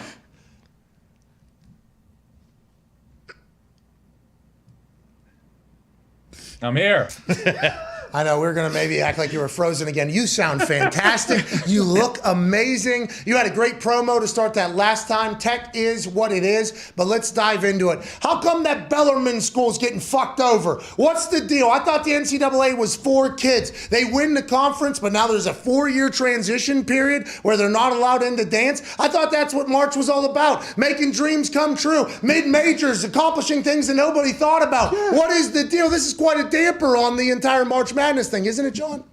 Pat, this is a miscarriage of justice at an extremely high level, because what we have right now is a situation where Bellarmine, because it transitioned to Division I, was not eligible to play in the NCAA tournament, but it was still allowed to play in the Atlantic Sun tournament. So Jacksonville, who beat Jacksonville State in the semifinals of this tournament and lost to Bellarmine in the title game, will not go to the NCAA tournament. Jacksonville State goes because they are the regular season champion of the Atlantic Sun. This is the worst idea that I've ever seen since a guest you had on your show last week, Vince McMahon, decided to have 2 main events at WrestleMania 10, Lex Luger against Yokozuna, with the winner meeting Bret Hart later in the night. Wow. All right, well, I'm sure Vince would like to explain to you why he chose to do that, and I would be excited to watch that entire interaction. But I thought the NCAA was for the kids. Why is this archaic rule even being involved? They transition from what, D2 to D1? They win a D1 tournament, and now the NCAA says not good enough to get into our tournament. How's that whole thing pan out? And did they know going in they weren't going to be allowed to? The whole thing has been an embarrassment. We have seen really throughout the years that when a school and a program makes it known that they are leaving the conference for another league, that league is then banned from the postseason. Now, there's been examples where we have seen the conference allow those schools to still play in the conference tournament. The Atlantic Sun was not one of those conferences. Therefore, Jacksonville State, a team that lost in the semifinals of a one-bid league, will still somehow, some way represent this conference in the NCAA tournament. A miscarriage of justice, an abomination by everybody involved. All right, we concur, but let's get to some positive, okay? The SoCon championship ended on a buzzer beater. There was a little bit of fight. The Big Ten championship or tournament starts today in here. The Magic is starting to boil. I assume you haven't slept in weeks. What should we expect over the next few days here in Indianapolis at the Big Ten tourney? Well, a tournament that's going to have right now 9 teams in full contention for the NCAA tournament. So that means 9 out of the 14 feel like they're in. I think when you're looking at early Big Ten storylines, the things you want to look at is obviously the game tomorrow between Indiana and Michigan. Both teams have been linked to the bubble in the last 3 weeks. Indiana, in my opinion, is in a must-win situation. It would be very difficult for the Hoosiers to find themselves on the right side of the bracket on Sunday if they lost to Michigan on Thursday. And also, Michigan will be getting Juwan Howard back. Phil Martelli did yeoman's work stepping in as acting head coach. He was the former head coach at St. Joe's. He went 3-2 in Howard's absence. Juwan Howard returns for Michigan, but the Indiana-Michigan game, is the game to keep an eye on early as we get ready for the Big Ten tournament in Indianapolis. John, quick pivot here to the name, image, and likeness. I was just thinking about this. All we do is talk about football players with the name, image, and likeness. Like, how is that affecting college basketball and recruiting? Well, Hawk, it's really helping college basketball because I think, what we're seeing right now is for name brand players in college basketball who have an opportunity to benefit from name, image, and likeness, they can make a nice side pocket of change being in college now, which was long overdue. They can obviously do this now. It should have been done a long time ago. But this is also an incentive for better players to return to school if they're not going to be a first-round pick or aren't capable of getting a contract at the professional level out of the gate. It's something that has made the names in college basketball more recognizable this year. And guys, I think one of the storylines of the season is this. We have had more players of high quality this year in college basketball than we've had in a long, long time. I also think you need to look at the Big Ten itself. I did my All-American list last year. Look at all the All-Americans from this conference. Ohio State has E.J. Liddell. Iowa has Keegan Murray. Wisconsin has Johnny Davis. Obviously, Illinois has Kofi Coburn. The list goes on and on and on. Purdue obviously has Jaden Ivey and a pair of big men in Travion Williams and Zach Edey. So we're seeing a real boost, I think, from NIL, and I think it will only continue moving forward. Hey, I want to let you know, you're a FanDuel guy. I, too, FanDuel guy. Whenever I saw game day was at Cameron, and they had all these shots of, a drone shot over Krzyzewskiville and then up to him on the building, and he's, greatest arena on earth. And you told us, hey, this team's super talented, and it's his last game at home, and it's against UNC. All the boys are in the building. I bet a lot of money on Duke. Yeah. Okay, I bet a lot of money on Duke that particular game. Do you think that was a wake-up call for them? Do you think that team is inevitably going to go on a run? Because I heard their crowd, we want 7 or 6. Yeah. We want 6. We want a little selfish, kids. All right? Jeez. Yeah. All right, we're celebrating this guy. You guys won another national championship. I get it. That's kind of the expectation down there. But does anything change in your thoughts on that team and how far they can actually go? I can't believe they lost to UNC at home in front of J.J. Redick and the boys out there. No, it was shocking. It was one of the most shocking results that I've seen, Pat, in over 15 years on this beat. And I think there's a lot of different things going on right now when you really split the atom from 30,000 feet. When we see in college sports a big celebration, a new arena being opened, somebody being honored like we saw obviously Saturday night at Cameron Indoor Stadium, it creates all this ancillary noise that takes the focus away from the game itself. A couple of years ago, Villanova had renovated their on-campus facility, the Finneran Pavilion. They were getting ready to do a massive, massive unveiling before a game against Michigan. Michigan wins the game in a blowout on the main line in Villanova's gym on the night that it opened the new arena. It didn't seem like leading into Saturday that it was a basketball game. It seemed like it was a coronation. And North Carolina, who needed a needle-moving win, heard all that, played with a clear head. And also, don't mistake this about North Carolina. The Tar Heels core 4, R.J. Davis, Caleb Love, Brady Manick, and Armando Bacot is good enough to match up with any core 4 in college basketball. And the big difference about the way Hubert Davis has recalibrated his offense versus what we saw from Roy Williams is he's playing now with a stretch 4 in Brady Manick, a transfer from Oklahoma. That's different than what Williams used to do when he would have 2 traditional bigs. Pat, when Brady Manick scores in double figures this season, Oklahoma's transfer Brady Manick, North Carolina is 18-4. Oh, a little Manick there. Can't wait to see what he starts popping off with. That's a good stat. You just heard Tone Diggs say okay. Host of Hammer, Dahn. Tone, your question for John Ross. John, before the tournament gets going, the big tournament, the 68 tournament, I'm looking for someone with longer odds. I've been looking through, Murray State at 30-2 is plus 15,000. Memphis starting to get hot. They're plus 15,000. Is there any long shots around those ranges that you're looking at potentially?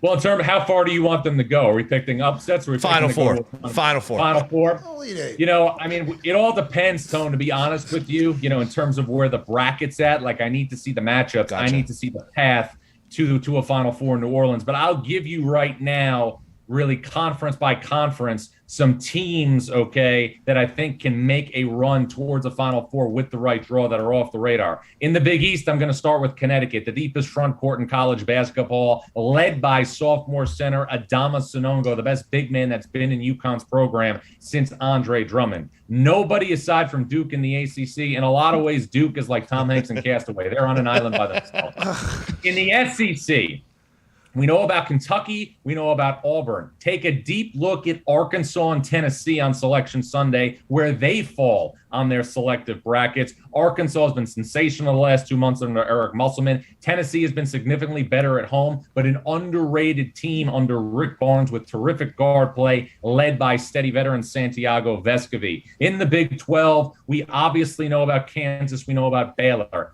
But Texas Tech is a team.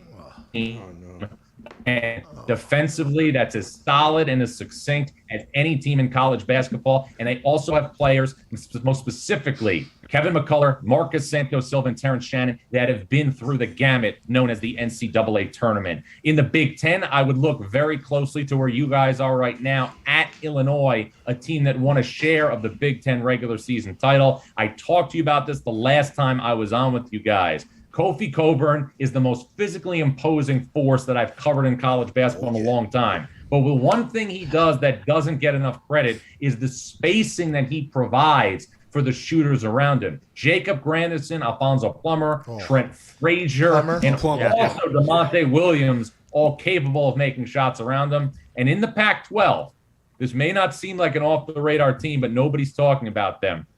UCLA last year went to a Final Four and returned 5 starters, but this team hasn't been healthy all year long. Early in the season, Cody Riley, their starting center, a guy who got 14, 10, and 5 in the Final Four last year against Gonzaga, goes out with an injury. Then they go on a month-long COVID pause. Johnny Juzang, the star from last year, and Jaime Jaquez, his sidekick from last year, were in and out of the lineup the last 2 months. Despite all those things, UCLA is 23-6. Take a deep look at the Bruins. Whoa, the Bears could get going there. Go. Gumpy has his top 16 with even honorable mentions here. Mr. Rothstein, your thoughts on what Gumpy is cooking here for his Sweet 16. Gonzaga at 1. I saw that Holmgren's dad actually uses a hand recorder for every single game. That seems to be a bit much. That was like kickers that were going shoeless after the new modern shoe was created to kick in. But I do like the fact that it is a little homey. Arizona, Baylor, Kentucky round out the top 4. And then Houston, UCLA, your team, the Bruins, and Purdue are the final 4 there in the Sweet 16. What are your thoughts on Gumpy's power rankings here, Mr. Rothstein? Well, I'm looking real close right now at the Providence Friars at being the team that has to, for all intents and purposes, live up to the billing in terms of the season that they've had. Now, there are 2 seasons in Providence history that have stood out from the rest. One is obviously going to be the 1987 Final Four team under Rick Pitino. 1997, 10 years later, they came in within inches of the Final Four when Providence lost to eventual national champion Arizona in the Elite 8. But if you're Providence right now and you're at Cooley, you've been in a situation where you have won, obviously, a Big East regular season title for the first time. You're probably going to get your highest seed ever in the NCAA tournament. If Providence does not get to the Sweet 16 and to the second weekend, the season will be viewed as a disappointment. Hey, Gumpy's got Providence at 9. Gumpy, why did you place all these teams in the way that you have? You been watching every game like Rothstein? Are these just feels for bets, or what is this? No, I'm dialed in. I'm right in there. I think Illinois is winning it all still, John. I mean, why not? You're living on the edge with that one, Gumpy. I mean, I know that they won a share of the Big Ten regular title, winning the national championship. That is a bold take. That is a Jeff Hardy swan dive onto a ladder in a table ladders and chairs match. Swanton bomb, just like John Rothstein in all of March Madness. What will you be doing for the next couple of days as these tournaments start? Do you just have 100 televisions you're watching? We're wondering if that, what does your life look like here for the next couple of weeks? Well, pretty much. I'm in studio through Sunday for CBS Sports Network, and obviously I write a daily column at collegehoopstoday.com and do a weekly podcast, the College Hoops Today podcast. I'll obviously be on numerous shows throughout that time. Monday, I go to Ohio as an in-game reporter for the first 4 as part of the NCAA tournament coverage. Let's go. Yeah. Is that normal? Yeah. That's normal? That's a new assignment this year. Hey! John, you deserve it. Thanks, man. And then I'll head back, obviously, to New York Thursday morning after that doubleheader. Back-to-back days is over. Those 4 games are over, and I'll be back in the studio at CBS Sports Network. Are there any players, John, that you think a lot of people might not know about? They're going to break out in the tournament. It seems to happen every year. 1 or 2 guys just pops off the screen and their team makes a run. How deep do you want me to go here? Deep. All the way. There is a player, Baylor Shireman, on South Dakota State, a 6'6" point forward. I wrote about him this morning. Let's go, Unbelievable feel for the game, makes his teammates better. South Dakota State is a team, that hasn't lost since December the 15th. They've been on a 21-game winning streak. A couple of years ago, Stephen F. Austin had a player when Brad Underwood was coaching Stephen F. Austin, now the head coach at Illinois, named Thomas Walkup. He was somebody that was able to engineer an early round upset over West Virginia at the Barclays Center in Brooklyn. I look at Baylor Shireman. I see somebody who reminds me a lot of Thomas Walkup from that 2016 Stephen F. Austin team. I see this team as a team that could be a very dangerous 14 seed. If they win, it's the equivalent of Rey Mysterio winning a world championship at WrestleMania. Hey, go big, go blue, go Jack. Shout out to Rey Mysterio, by the way, giving me a Louis Vuitton mask of his that he actually has worn before. Absolute legend in there. He's talented in there. As is South Dakota State. They were playing last night, right, against North Dakota State. I think in the championship they won. 21 straight. They could fill it up. They're a team. Oh yeah. Hey, what is it? Who wins? The teams that are most fundamentally sound, the teams that get hot, the teams that shoot. Who wins this entire thing? You know, Pat, I've been doing this for a long time, and you try to look at things as best you can through the lens that you have, through obviously your insight, through watching thousands of games. Logic does not exist in college basketball, and I'll give you a perfect example. 4 years ago, we had the biggest upset that we've had in the history of the NCAA tournament. UMBC, a 16 seed, beat Virginia as a 1. UMBC was not supposed to be the team out of the America East that year. It was supposed to be Vermont. But Jarris Lyles, a VCU transfer at the time, went up to Burlington, made a big three-point shot late, shocked Vermont, shocked the Catamounts on their home floor. Nobody even gave them a second thought going to the NCAA tournament, but UMBC made history. It changed the college basketball history forever. It changed Ryan Odom's, the head coach, life. He's now at Utah State. Remember, it's not anarchy. It's just college basketball. You're damn right, and you're the man for the job. FanDuel's finest in CBS Sports broadcaster on games now. Hell yeah. Ladies and gentlemen, John Rothstein. We appreciate you, man. Hey! Is it us or was it? I don't know. That was us that time. Huh? That was us that time. Was it really? Yeah. What happened? Yeah, I cut him off a little earlier. That's on me. No. No. That's not what I'm talking about the entire time. Yeah. Right. Oh, Greg yeah. was fine. Yeah, Greg was perfect. I'm guessing it was him. It was Johnny. I don't think Sam Tech is an issue, but goddamn, we can never really. John Rothstein couldn't get on any good role. I mean, he did. He did. A couple Rey Mysterio. He handled it well, but yeah, you're right. It's tough. Does he know that he's breaking up in the middle of that? Probably not, right? On his end, he can't see him. He gets return video, so yeah, I can imagine he sees himself going. He was awesome, though. Yeah, he was rolling. I can't wait, Charlie. He's not going to sleep until May, he said. I'm going to tune in to this. So he's doing both play-in games? I think he said 5. Did he say 5 4, games? I thought. Yeah, whatever he's doing. That's usually at Dayton UD Arena in Dayton. I hope that's – I'm going to watch those games if he's on them, if he's doing color commentary. I flew over to one of those when Vandy was playing because a kid from our high school was playing on the Vandy squad. Flew over to Dayton to watch the playing game. It was cool time. They got no air conditioner in there. It was 7,000 degrees in there. It's a sweet old school arena that's it's not built like the newer one. So, yeah, I would imagine it got pretty hot. Yeah, it was 95 degrees in there. I was sweating and they lost. And the kid didn't play that much. I mean, it was Jesus. Overall, pretty large L, but very thankful to go and witness that. Just March Madness brings a buzz. Yeah. It brings a real buzz. It's great to be here. I am 0 for 4 on my bets. Duke sending Coach K out. Come on. Well, you Can't have it. should have known they were going to fucking fail.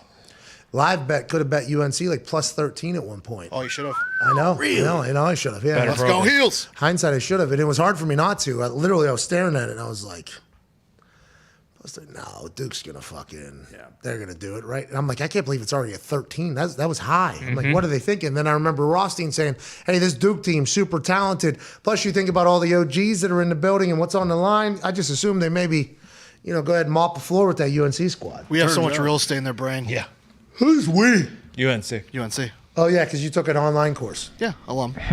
Let's go to the phones here on a 5 Energy phone line. Let's go to Dwayne in Jacksonville. What's going on, Dwayne? Boys, how we doing? Keep it moving. All right, so I heard we're in the business of breaking some insider information. I got a little info about this, the program up there up in the Northwest. Seattle. Okay, the program. Wanted to let you guys know that my source said that the front office is getting very hands-on about trade offers for Deshaun Watson. I wanted to kind of know what you guys thought they had to sort of massage into that deal to get it done. Okay, thank you so much for the source, says Dwayne. We have breaking news. Sorry about it, pal. Wow. Deshaun Watson situation gets figured out on Friday.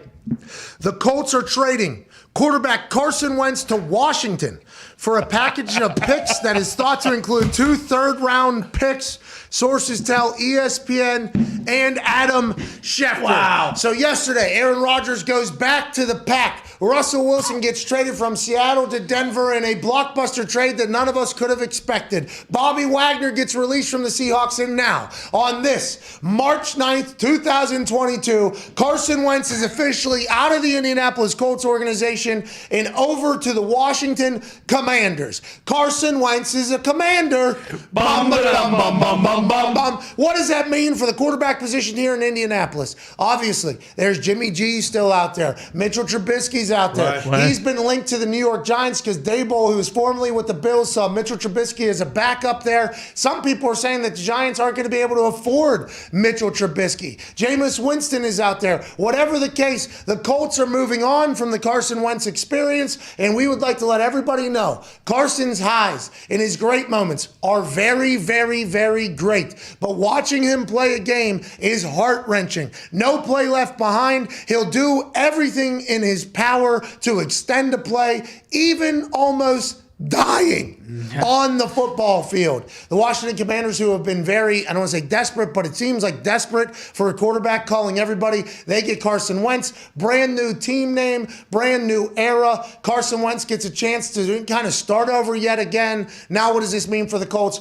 Who knows? If Carson, though, can play his best football all the time, that's great for the Commanders. Yeah. But those poop pipes burst in that stadium. Mm-hmm. A lot of hearts going to potentially burst watching Carson Wentz play football over there, I think. He sprained both of his ankles on one play. He has used the ball for balance on the field in a game-winning drive, thrown it into triple coverage and made a play. Carson Wentz, by all accounts, great dude, has the ability to be a great football player. Jim Irsay said, not for us anymore. He's moved on to the Commanders for a couple third-round picks. Yikes. We don't even have a first-rounder because of Carson. Don't even get one back. Just a couple third-rounders. I don't know how I feel about this, to be honest. I have no idea. I let off the show saying, all right, Carson's our quarterback. But that's not the case at all, A.J. Hawk. Well, so, okay, what do we know what kind of cap number they are stuck with after trading him? Because that will save them money to go out and try to find out somebody else, I guess, to come play that position or other players to plug in. But I think it's a win-win. Carson gets a fresh start in Washington. I would imagine he's pretty excited to go out there in a place where he can try to prove himself again. And the Colts, I guess, get out from under his contract, but what happens to your quarterback position? Well, and then there's another tweet coming out that the Washington Commanders are picking up his entire contract. Obviously, I don't think there's been any. Has there been? Somebody paid for somebody else's contract before to get him out of the building. The Commanders are picking up his contract. Washington is taking quarterback Carson Wentz in his full contract per sources, says Adam Schefter. So the full contract and a couple third-round picks coming back is what the Colts traded away Carson Wentz. I think this was kind of obvious if you listen to the way Chris was talking, the way Frank was talking, and the way Jim Irsay was cutting promos next to his 767 plane. Hey, we're no stone left unturned, brother. Now, this comes after 2 high-profile quarterbacks and their future have already been figured out just yesterday. I assume the Colts have ideas. They have plans. I'm excited to see what it is. But you're right. Good for Carson getting a chance to start over again. Scary Terry is obviously a monster out there. Maybe they'll be able to make some plays. But what does this mean for the Colts? Welcome to the musical chairs of quarterbacks, my friend. You don't want to be left without a chair when the music stops, okay? Well, the music is certainly on still. Yeah. Okay? Yeah. Music's still on. We're still shuffling. And Kind of. Yeah, it is, because there's all, hey, Jimmy G! Yeah, you can afford Jimmy G now. Marcus Mariota! Yeah. What? I mean, if Taylor Lewan said Marcus Mariota's the guy. absolutely. Bring him home. Yeah, bring him to Indy. What? Bring him to Indy. Bring him home. You want Jimmy G. Congrats to the Commanders, Oh, his by the way. shoulder's dead, Congrats. dude. Congrats to the Commanders on getting Carson Wentz. Feels like a good fit. Does it? The city or Well, just... when I was going to say, when we- correct me if I'm wrong, but there is not great hunting up there. Yeah, but we Does he interview know him. that? Oh, yeah, because Maryland, Virginia, you got to remember the DMV The old area. DMV, yeah. Yeah, whenever you get past the traffic that is just 7 hours every single day, once you get back into the woods, there's good hunting down there. Yeah, I know no, a we- lot of rednecks from Maryland and Virginia. A lot of He also rednecks. said he wants to eventually one day be the governor of North Dakota. So what better way to start? Oh, you can start shaking hands. I don't know if you ever said that, but I don't know if necessarily D.C. is the perfect place for Carson Wentz and his family. And remember, he talked about Philadelphia not really being home and Indy feeling like home. Kind of get back into D.C. a little bit different. But as long as he gets a chance to play ball again and play his style, which I don't know if Ron Rivera's going to love it. All right, I'm excited to watch Ron Rivera kind of go through the ebbs and flows of a game with Carson Wentz. But this is a new offense for Carson, new home for Carson. What does it mean for the Colts? I guess we have no idea. What are you going to say, Nick? Now he gets to go back to Philadelphia once every year and get greeted by the fans and have a warm welcome. Revenge games. Yeah, true. Who do we play the Commanders next year? Hopefully not. I don't want to see Carson pissed. You don't want that. I mean, but now Carson doesn't have an O-line like he did. What if he's the MVP next year? He might be. Listen, when he plays, when he's playing very, very good, it is awesome. It's like, holy hell, this guy is a ball player. And then all of a sudden, out of nowhere, oh, this is junior high football all of a sudden. Hey, what do you think best case scenario is for your Colts in the quarterback position? In my eyes, Marcus Mariota. Now, that sounds wild, I think, at this particular point. But with all the options that are currently available, I think Marcus Mariota in that one Thursday night football game where he threw 2 passes that looked perfect, and everything that I've heard about him behind the scenes, give me Mariota or give me Jimmy G, who won't check out of runs. Yes. We know he won't do that. He threw the ball 6 times in the NFC Championship game. He was completely okay with it. If we're going to win, we're going to win. Give me Jimmy G. Give me Mariota. Let's go ahead with this stacked roster and make the fucking playoffs. What were you going to say, Diggs? Oh, I looked it up. You guys have good news for you. You have the NFC North next year. So. Oh, great. Yeah. Hell yeah. Aaron Rodgers again. Yeah, but the Bears, Vikings, Bears, and Vikings, Lions. Lions. Oh, it's good for Jimmy G. Just bang. Tear them off. Hey, how's the family? Zego? Bam. Give me it. It's perfect. Love it. If we get Oos too, I'm cool with that. Go ahead, Diggs. There might be an issue on the Colts website because I saw it shows Vikings, Giants, Cowboys, so I assumed you had the NFC North. But for some reason, Giants, Cowboys is a little bit different. the Washington Commanders are on there too. Oh, so we're playing the Commanders. Great. Okay. So Carson's going to play one good game next year. It's going to be against us. We're fucked. Hour 3's on the other side. Nailed it. Hit it right on the screws. Yeah, he did. Right on the screws. It's amazing how many words you can get in half a second. In that particular case, let's say on the other side. What's up? Hand up with the 17 games. I was confused by the Vikings being there, but you do play the NFC East and the Vikings because of the 17. Yeah, I thought, by the way, I thought we did play the NFC East. That's why immediately upon seeing him going to Commanders, I thought, oh, we're going to have to play against him. Happy to see the Brains still got it. Happy to see the Brains still got it. Happy to see mine doesn't. What is Chris going to do? Well, you got more money now to get a left tackle. True. Yeah, because Eric Fisher said he ain't coming back. Eric Fisher's gone. We only got a left tackle. We can get Armstead. Give us Armstead or give us Death. Can afford Jimmy G's contract.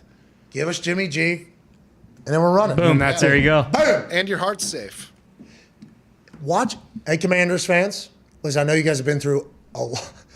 Listen, you guys have been through a lot. Yeah. I mean, the team you cheered for like 50 years, no longer a team, and you learned a lot about what was happening behind closed doors. It's like, oh, pretty despicable. Jason Wright's in there, though. Ron Rivera's there, turning things around. Poop's still coming out of pipes in the building, but, you know, it's a whole new thing. Watching Carson is electrifying. Enjoy it. You know, have fun watching Carson Wentz play football. It is every single play. You would think it was 4th and 20, game on the line. And that's the type of player he is. I have a lot of respect for how tough he is. I have a lot of respect for his mindset. He's probably supposed to be a linebacker, maybe an offensive lineman. I don't think he's actually supposed to be a quarterback, but he's so damn talented. When he's playing good, he's really good. But I don't know if that's going to win a Super Bowl. You need to be a pretty consistent guy, I think, on the field to win a Super Bowl, and that's all Jim Irsay has openly cared about is this guy going to win us a Super Bowl or not, brother? That's basically all he cares about. Shefty just tweeted calling him Commander Carson, so, I mean, that was just a match made in heaven. That's cool. Okay. Washington is paying the full $28 million due to Carson Wentz this year, which includes a $5 million roster bonus due next week. From now on, it's Commander Carson. Yeah. If he beats out Heineke. Well, Zito just dropped in my ear that with the name Commander, obviously you're going to hear Kami too. They're saying Kami Carson on the air. Did someone tell Shefty to do that, or did he come up with that on his own? I think he came up with it on his own. But I think Kami, you know, because Commander's is short, but also like Kamikaze, that is how Carson plays. It's almost like Kamikaze Carson would be the most accurate. Kamikaze Commander Carson is what probably is the full title. If I was to describe his playing style, I would say person going off to war trying to kill themselves on every play. Bingo. They need to put that on a T-shirt right now. Kamikaze Carson is a commander. Yeah. Congrats to Carson. I mean, I can't see this. You don't have to ever again. You don't. That's like a memory. Only when he's on the other team, just lighting you up. 5 tutties against the Colts this year. Yeah, right. No turnovers, takes care of the ball. Bro, Darius Leonard is hopping over their offensive line and grabbing Carson by his chest and saying, hey, you remember when you lost in Clowntown and we didn't make the playoffs? You wasted a year of all of our careers? Take a seat, pal. And Carson's going to be like, I do remember, but I'm going to get this ball off. And he's all the way down here, and then he'll try to throw a 60-yard ball. It's unbelievable, his style. There's nobody like him. It's fun to watch. It really is. Yeah. Fun. I guess it is fun if you're like just a spectator of sport. Yeah. But as fan of team, invested in team, I don't know how his parents have done it. A lot of respect for his parents. A lot of respect for his parents. And now Washington, the Commanders will get a chance to say it. Rap Sheet, who has been on it, the Colts have now entered the QB race again and expect them to be in the mix for Jimmy Garoppolo as well. Hopefully, hey, we don't know. We hope he's right. But how's the family? Let's get Jimmy G in here. We'll be back in a couple minutes for Hour 3. Hour 3, we'll see Matt Money Smith in studio. Yes. We'll talk to him about NFL power rankings, everything happening. Monster trade from the Colts. We'll have that and more in about 2 minutes. We'll see you then.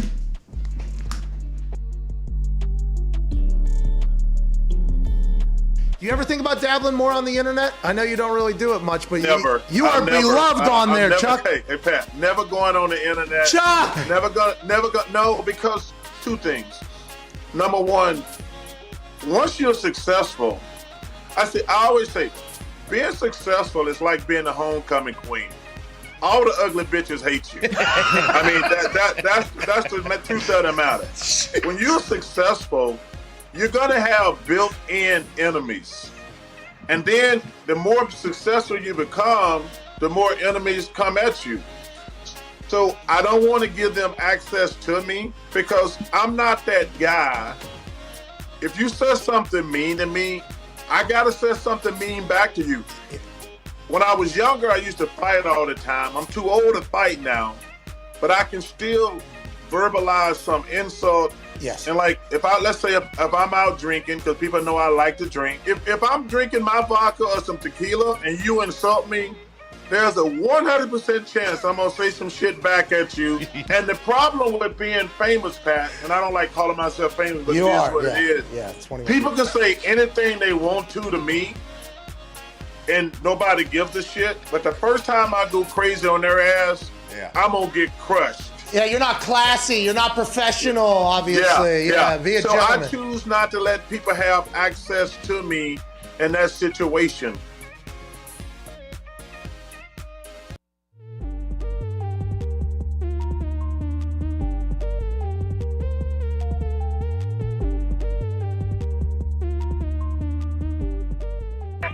The Pat McAfee Show.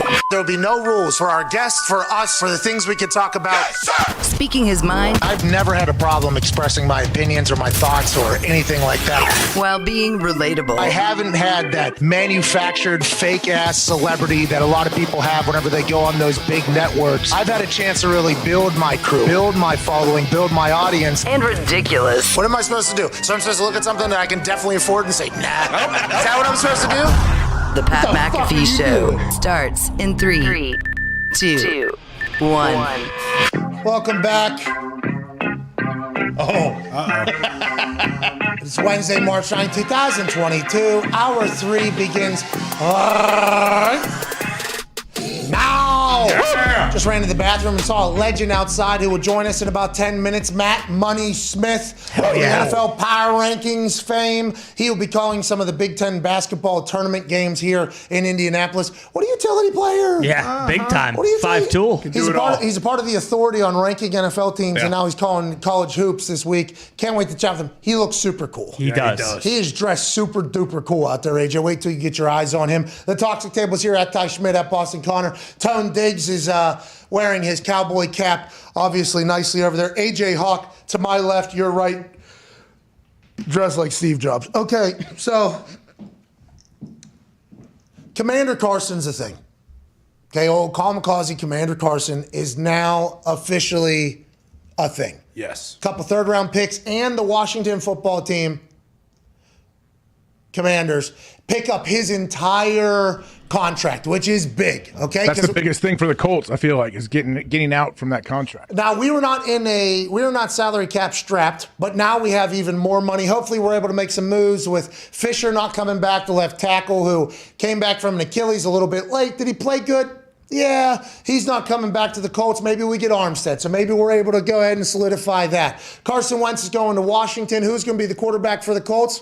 Jimmy G was immediately a thought on all of our minds because he's a guy who can put the team in a great position. He's a guy who won't check out of a run for a throw like some other quarterbacks might have done when there's an MVP in the backfield. If you listen to Chris Ballard and Frank Reich talk after the season, after they lose in Clown Town and not make the playoffs with 7 Pro Bowlers and a lot of money invested in the team, 1 year removed from making the playoffs with Phillip Rivers, it sounded like change was inevitable.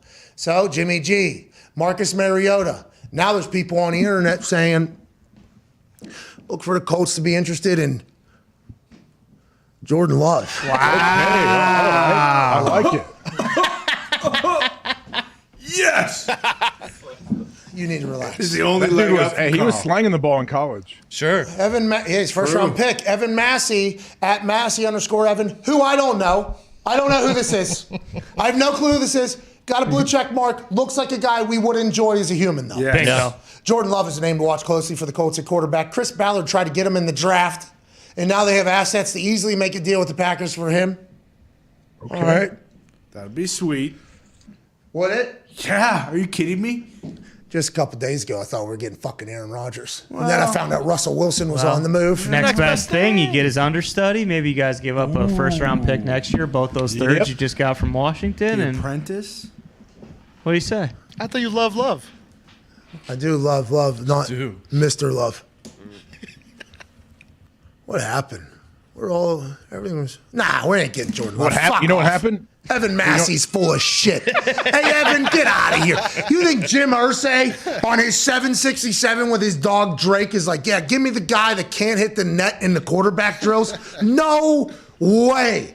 No way in hell. I understand that Jordan Love is potentially a prospect now for teams to look into since Aaron has decided to come back to the Green Bay Packers. Now, it has not been discussed by anybody. They just assume he's coming back 4 or 5 years, everybody's talking, because that was the deal that Ian Rappaport put out there. I'm not 100% sure the Green Bay Packers are going to move on from Jordan Love.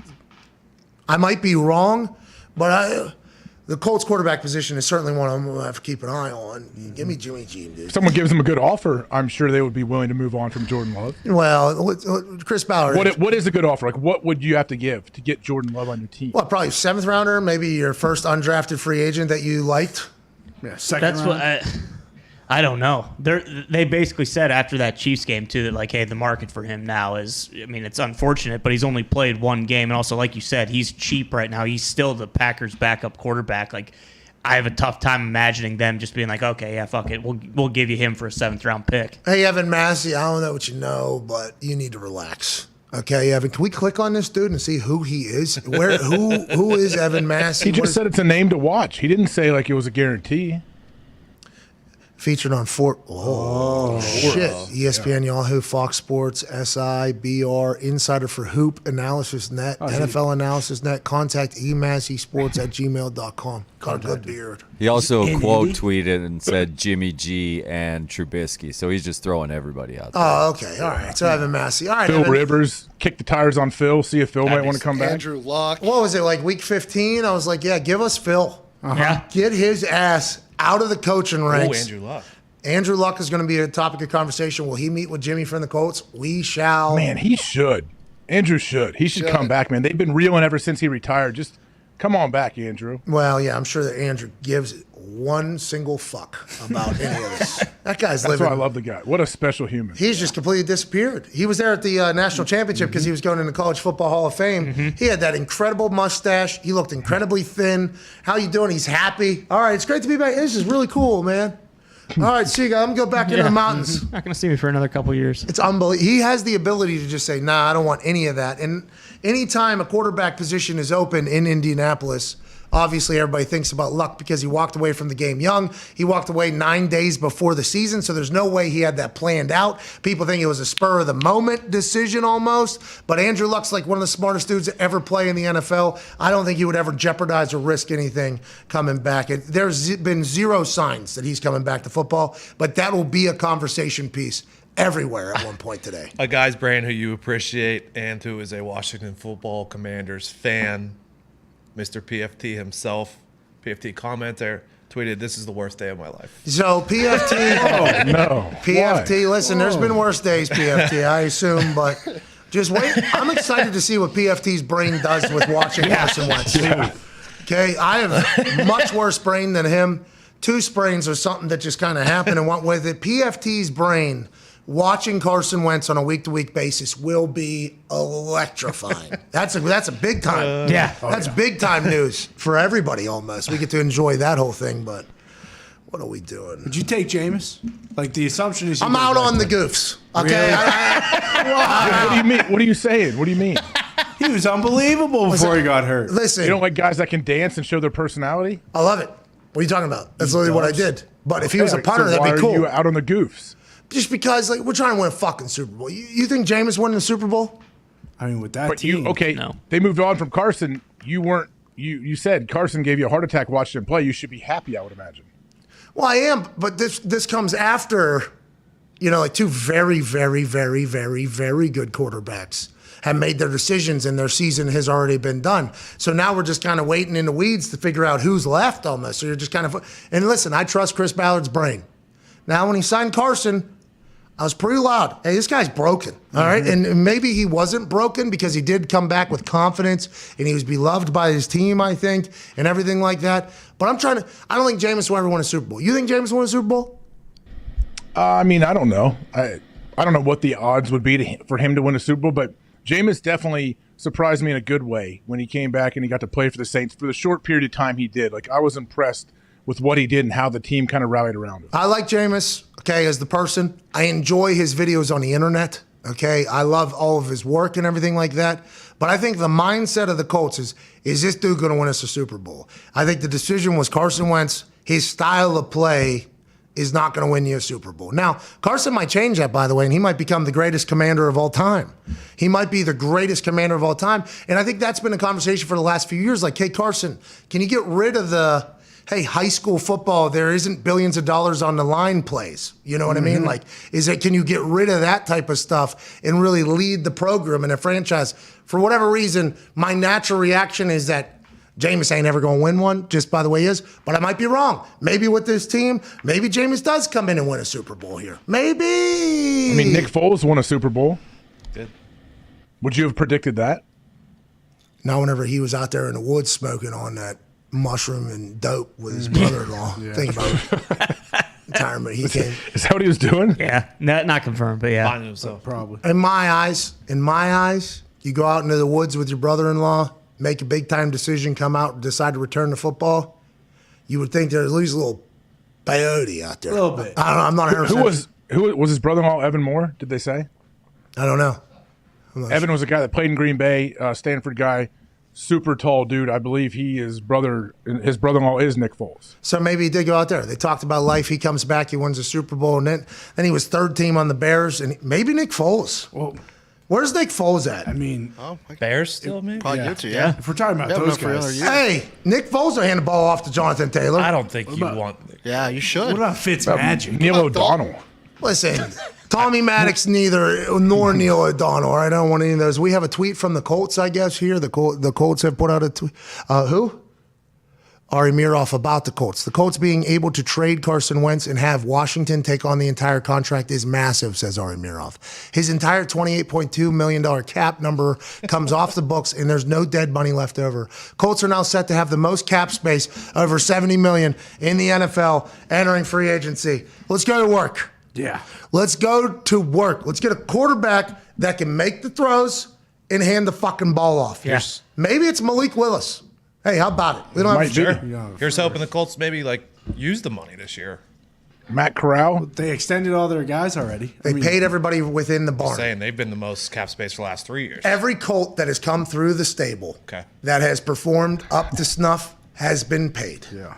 You come in here, you perform, we will pay you. Chris Ballard wanted to set that culture. Like, hey, you do well for us, we are going to pay you. That's already been done. Now we got $70 million to go to work. Maybe we'll be able to lure some other quarterback off their team. Well, and if it's Who? I can't really think right now. What about Big Ben out of retirement? I know who you're What thinking about Tom Brady out of That's going to retirement? cost you 5 Yep. firsts. 5 firsts. Yeah, you don't have Tom that. Brady, we already said no to Tom 2 years ago. We took Phil Rivers instead. But you could get a mediocre quarterback and trade for like Amari Cooper. What about you and then pay? just have You pay unbelievable Kyler. weapons. You pay Kyler. Yeah. I think we get. He's already put his shit back on Instagram. Well, I think we just get a rookie quarterback that can throw balls.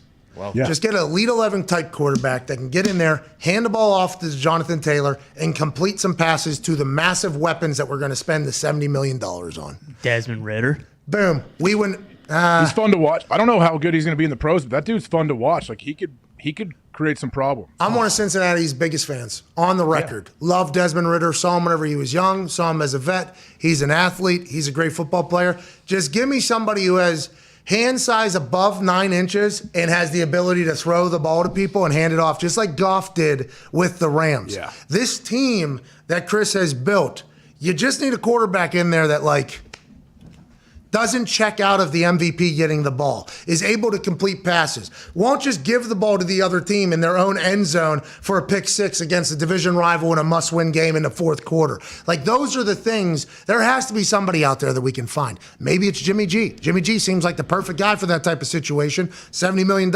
would be able to pick up Jimmy G's contract, no problem at all, and add weapons. Look for the Colts to win a fucking Super Bowl, dude. That's where I'm at. Yeah. That's where I'm at right now, joining us live in studio, a man who is known because he's one half of the authority on NFL rankings throughout the season. He is in town because he is calling the Big Ten basketball tournament. Ladies and gentlemen, Matt Money Smith. Everybody! Money during the State of the Union. Woo! Woo! Woo! Let's go. Great. Woo! This is great. Woo! Woo! Hey, oh yeah. Hey man, where's Hawk? He's on TV. He's on TV. What's up, Hawk? Hey, what's up, Matt? Hey, good to see you, Dude, dude. I was just thinking. I was listening to you in there. Maybe you just You answered. can slide that near you. Maybe you just answered the question, man. What's that? What did you say? You're like, you know what we need?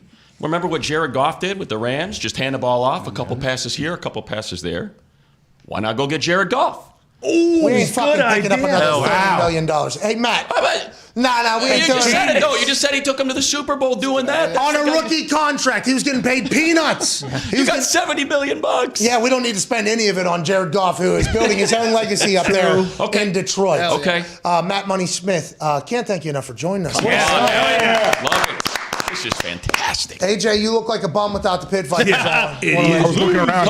I wish I had some. I don't have anything up here. We'll send it over. We'll take care of that. Somebody run some over We'll to get- AJ. we'll get Matt's John got on some that. great pipes, though, by the way. Matt, I Oh, appreciate thank you, your AJ. pipes, man. You sound great. I wish I looked as good as you. Yeah, but you sound. Your sound is unbelievable. Has it always been this way? You knew you were getting into broadcasting? You know what it was? I think it was, and again, I don't encourage this, children. But I think it's, you start smoking at 14. And it gives you a little bit of gravel in there, And then you start drinking at 13, and then you get the combination of those two things. Now, thankfully, I've since stopped, of course. Of course. Yeah, much healthier now. Yeah, it was good for your career, though. You sound amazing. 100%. Whenever we watch you on the Dan Zeus Power Rankings, you guys are electrifying. We're obviously big fans of the show. Had no idea that you did basketball as well. You're calling the Big Ten tournament. Is this new or is this normal? No, this is actually kind of the I don't know how many careers I've had, but this is career number 2 or 3 or whatever. I started with the Lakers. So before I got into football, I was doing Laker games, pre, half, and post, and then I was calling play-by-play for some college basketball And then when I moved on from the Lakers, that's when the NFL Network came and grabbed me, and I started doing radio football games as well. And now I do the Chargers. So basketball was always in. I think I did the Big Ten. I'm doing it with my man Waz. The shout out to the Cal Poly Slow Mustangs, their all-time three-point shot maker, Mike Wozniak. And we'll be doing the game together tonight. So I've been doing this Big Ten tournament probably, I don't know, 7, 8, 10 years or something like that. Oh, we should have known that. Go ahead. Oh, geez, that's embarrassing. Sorry about it. Go ahead, AJ. All right. Do you follow college basketball? We had John Rothstein on earlier. Do you follow it close like him? Like, of course, if you're working the games, you know a lot about it, but do you follow it as a whole? I'd like to quickly make a statement. One, I thought John Rothstein was going to eat my face through the camera when I was watching on YouTube. He was so close to the camera, and like when he wanted to make a point, he would do this. Yeah. I just felt like I just felt myself backing off the computer screen. He gets aggro, so I'm not like that. AJ, I'm not that deep into it, but obviously I'm following the Big Ten all year. The game that we're calling today, Nebraska-Northwestern. Nebraska, under Fred Hoiberg, just had this crazy close to the season. They knock off Wisconsin, which prevents them from solely winning the Big Ten. So I keep up to speed on the Big Ten because I know I'm going to call the tournament. But outside of that, we do UCLA on the station where I work with Petros. We follow Pac-12 basketball. So it's kind of, I'm almost like your Rose Bowl basketball announcer where I follow the Pac-12 and I follow the Big Ten. And you know enough. You do enough research. You got that big old brain, that great voice. You don't even have to know anymore. You just speak with confidence. That's right. You say something like, hey, listen, whoever wins that Indiana-Michigan game is in. And when you say it like that, everyone's like, that guy knows what he's talking about. Well, and that guy knows exactly what he's talking about. But if you say something wrong, the internet will get you. It feels like you are beloved by the internet. Literally. I think you are beloved, right? Am I? Yes? Oh, man. I wouldn't. In my mentions, I wouldn't know. No, you got to mute the bad ones. There's probably 5 to 10 bad ones. You mute them, your entire life will be different. We can't wait to watch you for your 8th year calling the Big Ten. Obviously. How big are your pipes? Mine? You got some. Thank you. Yeah, take yours. I know you got some too. Oh, he's shredded. Yeah. Whoa. Is he keto? What do you do? Do you keto? What do you do? No, I smoke. I'm kidding. I'm kidding. No, I surf. I surf every day, so I think that's what keeps the poundage off. What did you do growing up aside from smoking and drinking and surfing? Were you a sports guy? Big football, baseball, basketball? I think I was your standard Midwest mediocre athlete. I played baseball, and that was really it. And then I played basketball to try to stay out of trouble for baseball season, and I played a little bit of soccer. Got involved in the skateboarding scene for a minute. I see you with the Vans on, Donner. Oh, yeah, exactly. I was I can still pop a couple ollies, maybe do some slappies here on this. Whoa! Slappies, couple hollies. Okay. You can do a little something here. Oh! Kickflip. Look at this. I don't know if I can do a kickflip, but I can definitely pop a pretty good ollie right now. No way! All right, let's see. This is awesome. An ollie? Is this real? Hold on. We don't have camera on. Hold on. Okay. All right, now we have a camera on it. Hey, Holly from Matt Money Smith. Someone's spot. Okay. There we go. Wasn't good enough. Hold on. There we go. Maybe it's the board's fault. Let's do a kickflip. That'd Do a be- kickflip now. AJ's saying he'd like to see a kickflip. We don't need that yet. We don't need that. Was that good or bad? Great. No, Great. good. All right. Great. I've been doing kickflips all day around here. I'm just tired. My legs are a little cramped up from doing them so much. Okay, let's talk about the NFL then. Yes, absolutely. Big news Huge. happening. The Denver Broncos acquire Russell Wilson. Aaron Rodgers goes back to the Green Bay Packers. Carson Wentz just got traded. Bobby Wagner's getting cut. It feels like a lot more big things are happening this offseason. You've obviously been covering the NFL for a long time. Yeah. Your thoughts? Do you think this will continue? Yes, and it's just, I saw some people, because it's one of the first things that popped into my head yesterday, like, baseball, what are you doing? Like, what are you doing? Look at what the NFL is doing to the rest of sports, and you're busy trying to sort out an arbitration pool. No one's at spring training having a good time talking about baseball.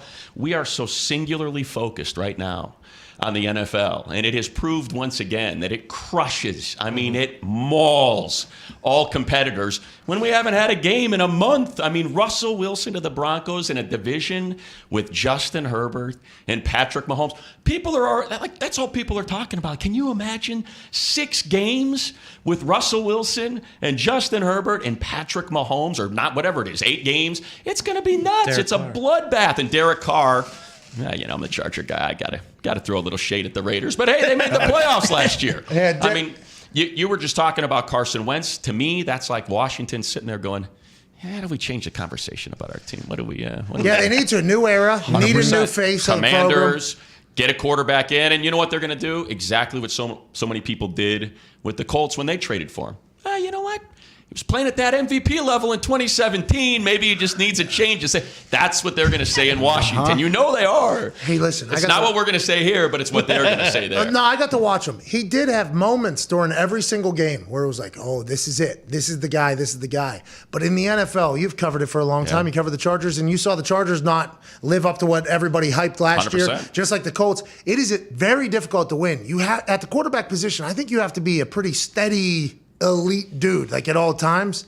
Carson maybe gets another opportunity to prove that he can do that, but around the NFL, that's what everybody's looking for right now. Everybody's hungry for a quarterback. Yeah, you know what else they're hungry for? A punter that can boom the ball 80 yards like Matt Araiza. Did you get into Lucas for that? No. I went early for the specialist just to put my eyeballs on him. No, I do love the fact that he's getting love. Now, granted, if we're going to continue to measure punts from where the ball was punted and not from the line of scrimmage, I love that. Right. I absolutely love that if we could change that. Yeah. But Araiza is a stud, an absolute superstar out of San Diego. I assume you and him have maybe shredded some waves gnarly together? Or we will probably in the future. I just met him for the first time. But yeah, San Diego State, born and raised in San Diego. If he were just kind of cruise up that 5 freeway there to Los Angeles, that'd be kind of cool.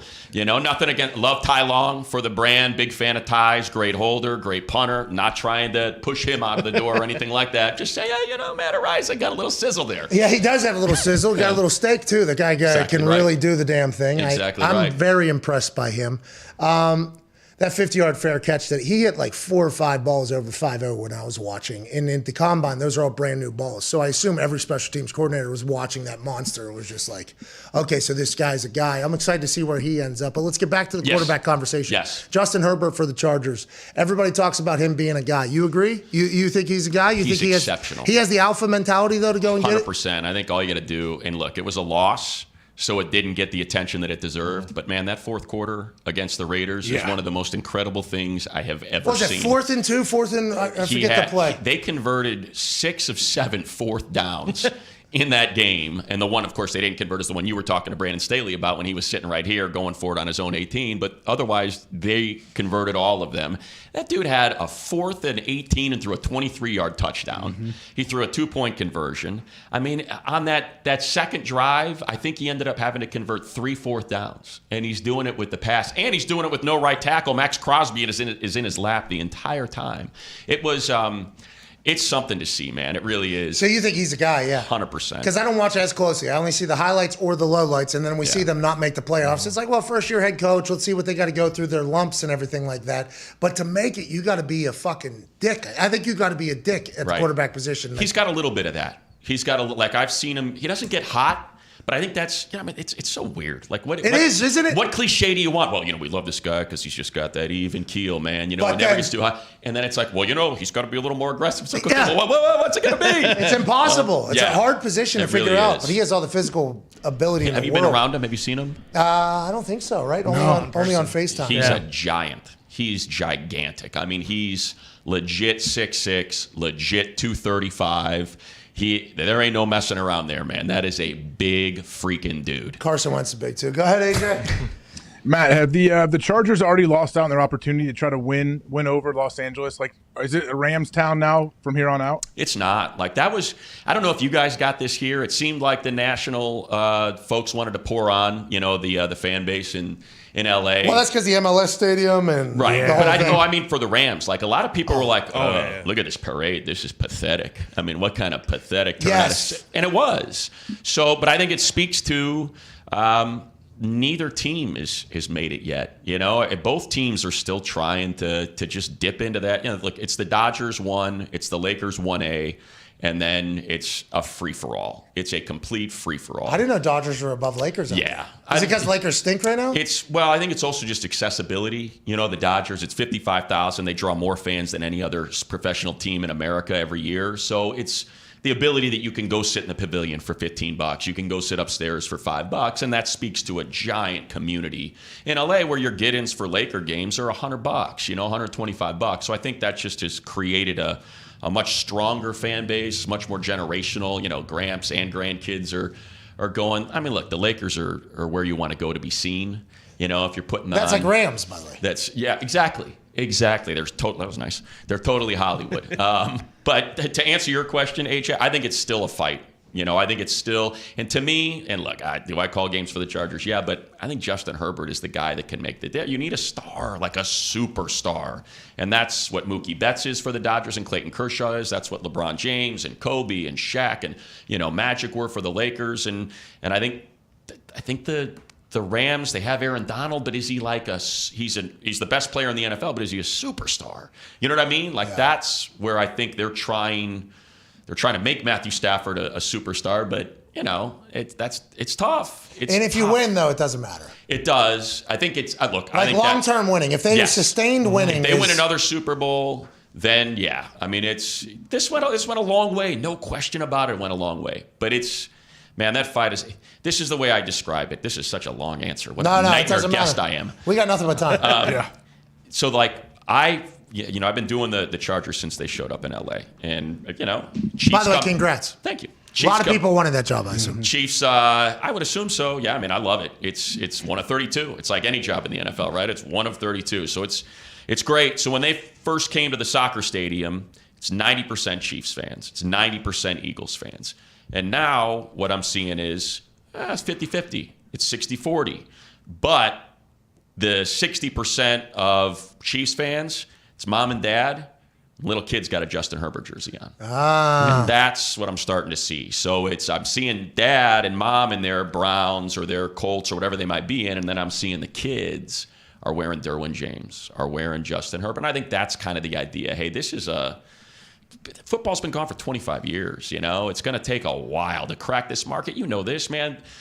I'm staring at it, right? Steelers, Packers, Patriots. Like, you just remain loyal to your football team. It's the one team that you, for whatever reason, won't let go of no matter where you live. And there's a ton of that in Los Angeles. Well, Los Angeles is an incredible melting pot. Everybody moves there, right? Everybody 100%. Moves to LA. Not that there isn't locals and everything like that, but everybody moves. And for a long time when there was no team there, you were just a fan of whatever your team was, and there'd be bars that like, hey, this is this bar, 100%. this is this bar. Now you're getting that next generation that's born with the Rams and Chargers there. They get to see it. They get to feel it. It's definitely a long-term play. But man, the Rams winning a Super Bowl in huge. that city is It's massive. Huge. So I brought this up with Dan Zeus because he's got two little boys. Now you call him that, by the way? I used to call him the old Zeuser, but now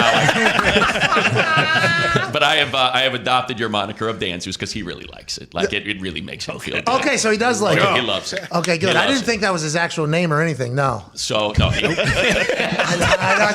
at all. No. So he's got two boys, born in L.A., raised in L.A., and he's like talking about making them Jet fans. And I'm like, what are you doing? It's like, what do you mean, what am I doing? I'm a Jet fan. I was like, yeah, that's you and your dad. That's your thing, man. You were born in New York. You went to Jet games with your dad.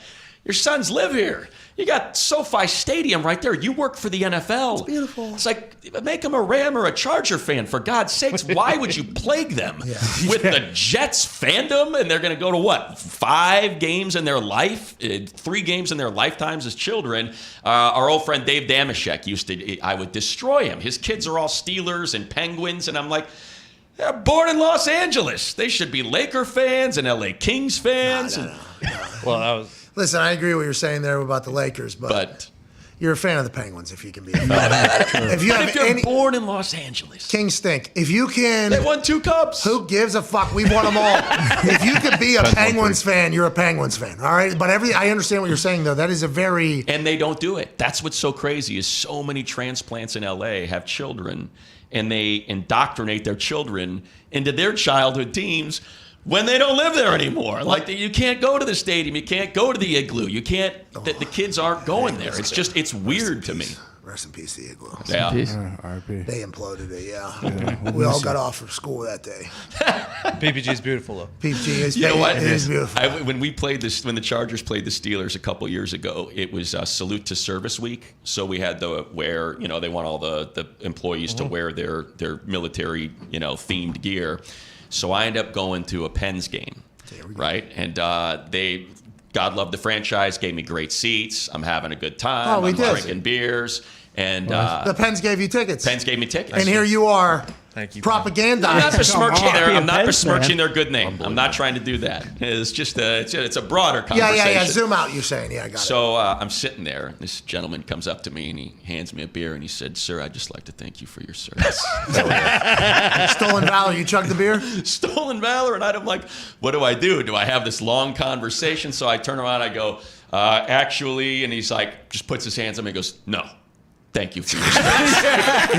And he walks away? He walks away. Yeah. And I was like, God, Stolen Valor. I'm never wearing this stuff out again. A free beer, though, from a bad gig. That's an expensive beer. It was a nice big beer. Oh. A nice Yingling, No, they charge properly. The Penguins don't try to rip anybody. No, they wouldn't. No. Money, going back to Brandon Staley, do you think, are you hearing around town or around the team or whatever, is the inclination that he is the right guy moving forward? Because it seems like, at the start of last year, everyone was saying how good he was, and then all the decisions came up, and it's like, actually, maybe this guy might be a doofus. We don't know. Is he the right guy to make sure that Justin Herbert doesn't end up having a career like Phil Rivers, where he's unbelievable, but he never wins a Super Bowl? We talked to him. We like him, by the way. Right. You're just saying this is narratives that are out there. Totally get it. I think the huge win for him was Justin Herbert didn't take a step back. Right, the offense was top 5. Herbert started the Pro Bowl. Herbert looked incredible. That I think was a huge win for him winning over the fan base. Like, hey, new coach comes in, don't you dare F up Justin Herbert. That's the most important. So I think because that worked out that way. 2, it's an exciting brand of football, man. It did not end with a record that would have put him in the tournament, but at the same time, you watch Charger games and you're not flipping the channel. You're into that game. It's an exciting game. Now he came in touted as, this defensive genius. Look what he did with the Rams. Number 1, historically great defense. Worked under Fangio in Denver and Chicago. Great defenses. And it was one of the worst defenses in the league. So I think kind of what people are asking is, okay, well, where's that guy? And I think what we'll probably see is a lot of personnel. I think they got a ton of money. J.C. Jackson. I think he needs corners. He needs interior linemen, to play his scheme and to play the way he wants. I think he was probably feeling out. Let's see if we can make it work with these guys. So I would imagine, he's got a freebie. He's got a little bit of a free pass. Let's get the guys in here and see if we can. Because there were moments, when the defense was healthy, there were moments when it was playing. You saw what happened in the Bengals game. They forced those turnovers. They jump out 24-0. And so they had some good moments. If I had to say, I think it's probably 70-30 favorable, where people are in it, because he's great. I mean, you had him. He's great with the media. He's very forthcoming in his press conferences. You can tell how much he loves talking football, and people dig that now. He comes from the Bruce and Linda Staley coaching tree. Exactly right. Exactly throwback Ohio guy there. Started drinking coffee when he was 4. Whoa. Reading the paper, just like Dad. Go ahead, AJ. Money, you said you surf every day. I want to know about the logistics. What time is that? Where do you surf? And Great question. Do you get any of those big surfer brawls when you steal somebody's wave? I go early. I wake up. I walk the dog, Willow the dog. What time? I walk her at about 4:45 to 5 a.m. So alarm sets, you're miserable, you're tired, you force yourself up. She wakes me up. So we kind of have the same schedule because I got to get up early anyway to get in the water. So we get up, we go down to the beach, we run around a little bit, bring her home. I'm loading up the car if I'm driving. If I'm walking to the wave, it's a lot easier. So, because we have a wave, but it only comes in the summer. We have what's called a south swell that works in Seal Beach. Of course. So in the winter, there's not much there. So then I got to load up the car, get the wetsuit, load the surfboard, drive to Huntington or down, wherever I might be going. So I'm usually in the water, AJ, I'd say at no later than 6:15, 6:30. Oh my God! Wow. How cold? It's cold? It's cold right now. Yeah, the other day I had easily the coldest day I've ever experienced in Southern California. Like, I don't know what How'd you was get going into on. surfing? You grew up in the Midwest? So I went to Pepperdine. So when I went there, Volleyball school. exactly, they won the volleyball tournament. They won the championship in volleyball and baseball and water polo when I was there. So that's the whitest school of all time. It's so white that you can't call it white. You have to call it white. It's very white. But I learned how to surf there with a couple dudes I met from San Clemente who taught me how to surf. And then I just kind of, you get working and you don't live by the water anymore, and it becomes a big hassle. You're driving, way too far to get to the water. But since I moved down to Orange County, I now live right by waves. You love it, though. It's like your therapy. Dude, it's I'm like your telling golf. you, it's the best thing on earth. It is there is something about, this is going to sound so cheesy and corny, but it's true. There is something about connecting with this power of the ocean that you have no control over, and it's such an immense power. Like when you get a big wave and you see it coming, and you're like, oh, fuck.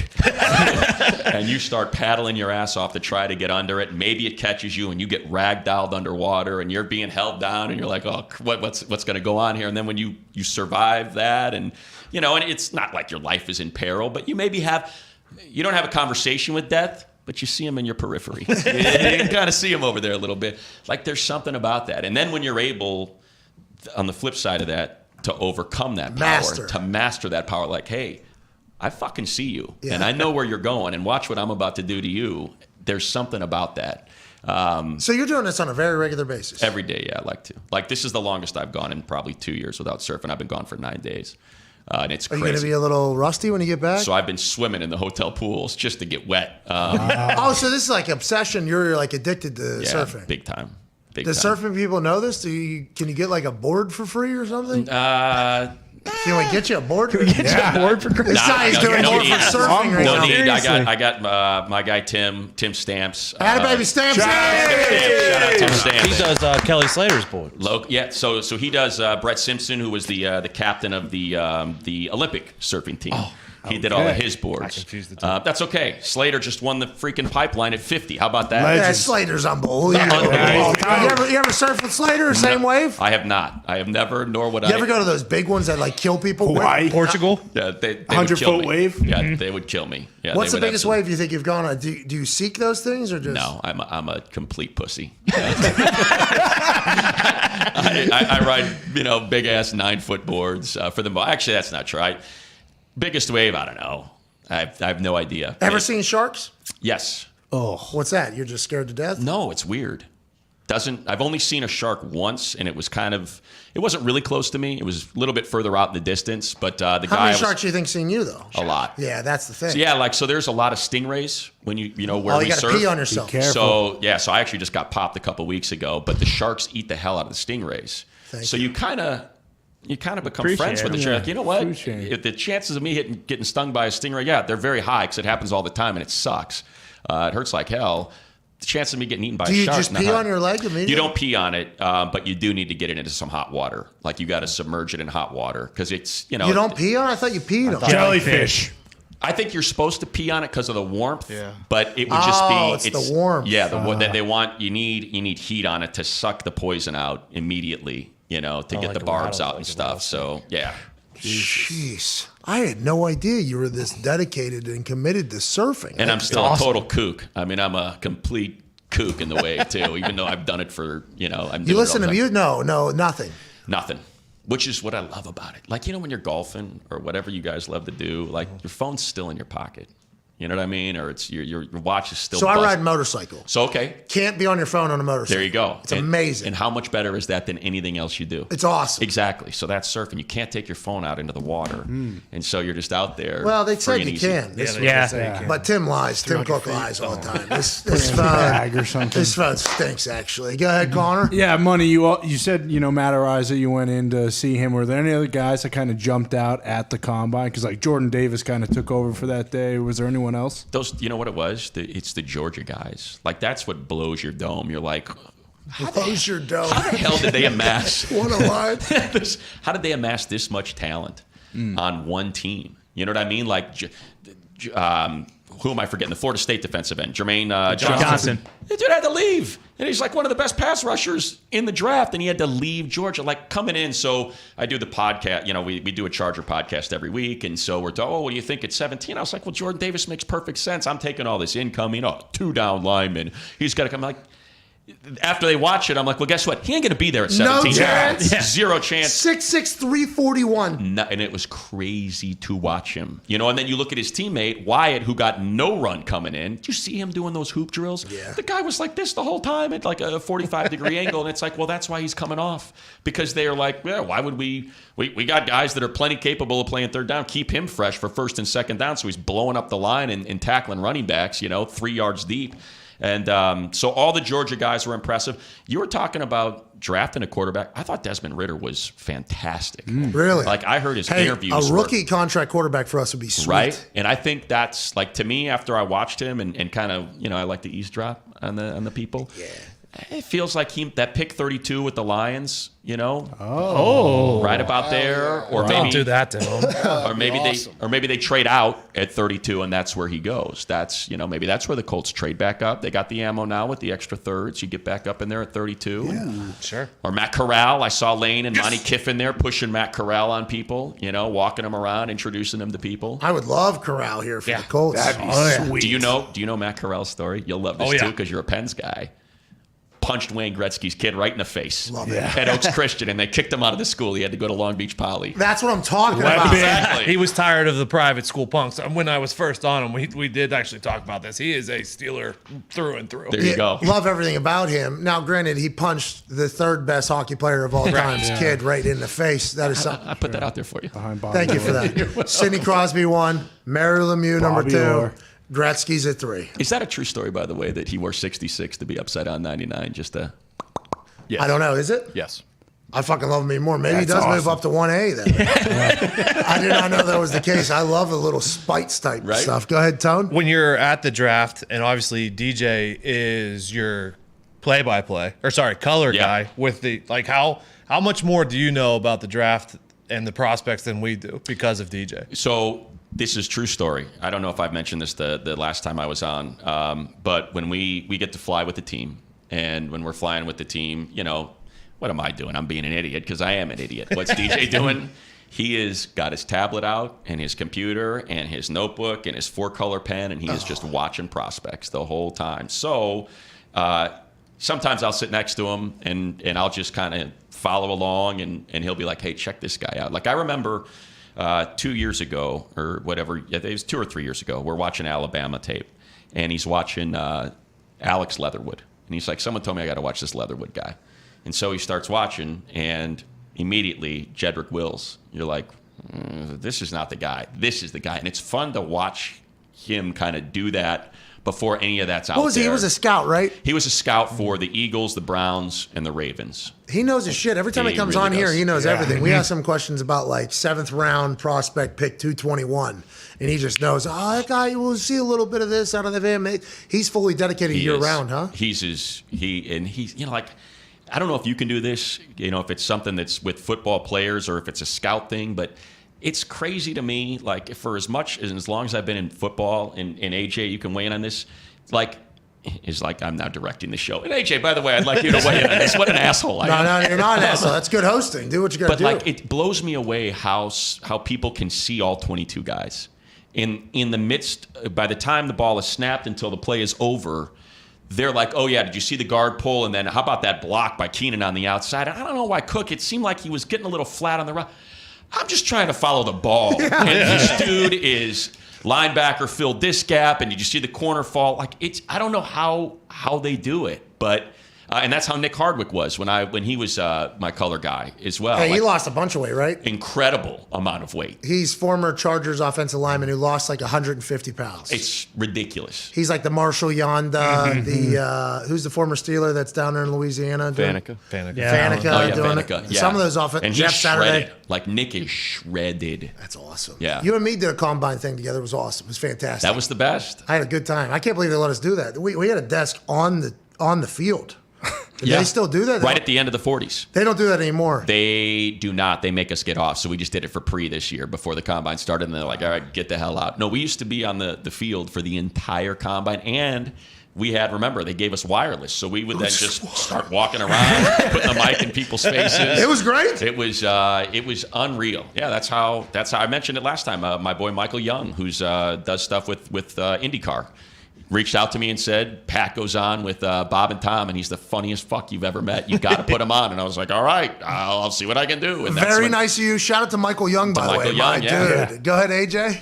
Hey, what was it like being in LA, watching the Rams go on this run? Like, were you surprised to see some people jump on the bandwagon? We saw, obviously, all the stars at the game. It just happened that the game was in LA this year. But was it surprising to see the support they got? Yes and no. It's a great bandwagon town. It really is. And because LA, great bandwagon. you guys were there. You know what it's like. I mean, and you had an unbelievable week of weather too. It is disgusting. Yeah. Right? So there's poop everywhere. That part, yes, it is. Downtown LA is disgusting. There is poop everywhere. And what's that all about? Come on, LA. Yeah, clean it up. They got to clean it up. It's a mess, man. It's you know what? I don't want to get political, but hey, Garcetti, Newsom, couple guys with nice haircuts, not good governance.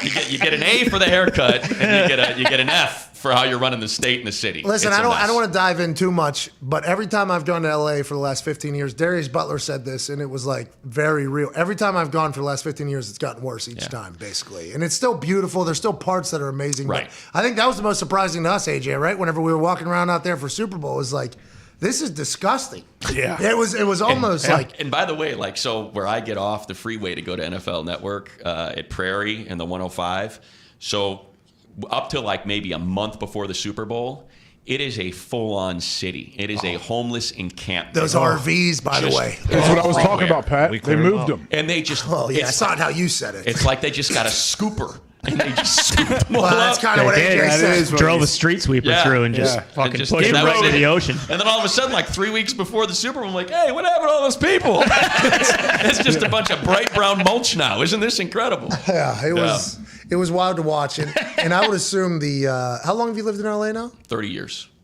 Oh, so it's 31 years. So you love the city. And I've lived everywhere. So I live in Orange County, which is incredible. The OC. It's incredible, man. It's incredible. But I've lived in Venice, Malibu, the Valley, West Hollywood, Fairfax District, right? Los Alamitos. Yeah. Did you ever live in any of those RVs? Some of them look really nice. Yeah, We're nice. Big ones. There was that one right across the overpass we saw. Right? That was the king of the castle. Diesel. When I moved to Venice, when I got a spot in Venice on 4th and Rose, there was a storage facility across the street of 4th where I lived. And I'm up early. I'm like, I might go for a little jog, in the neighborhood, kind of close to the beach again. Let's see what we got going. I start jogging. The door pulls open on the storage facility. I swear to God, 100 people just came out.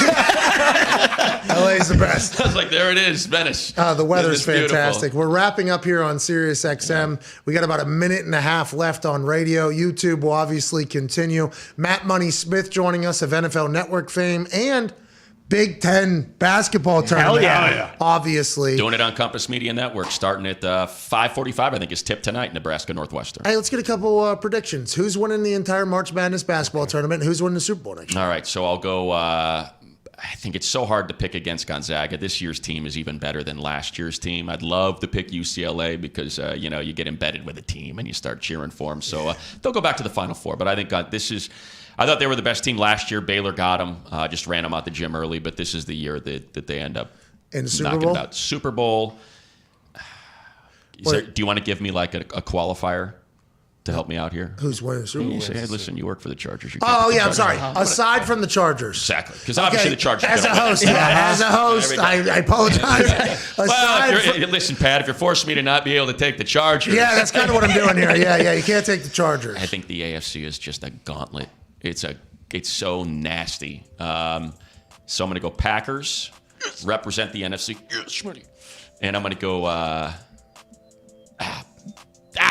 You know what? I'm going to take the Chargers. Okay. I'm going to take that. But you weren't allowed to, though. That was actually that's right. that was a part if of I take the Chargers out of it, Chiefs. I think it comes out of the AFC West. Okay, the Bills are the favorites right now to win the Super I Bowl. like the Bills.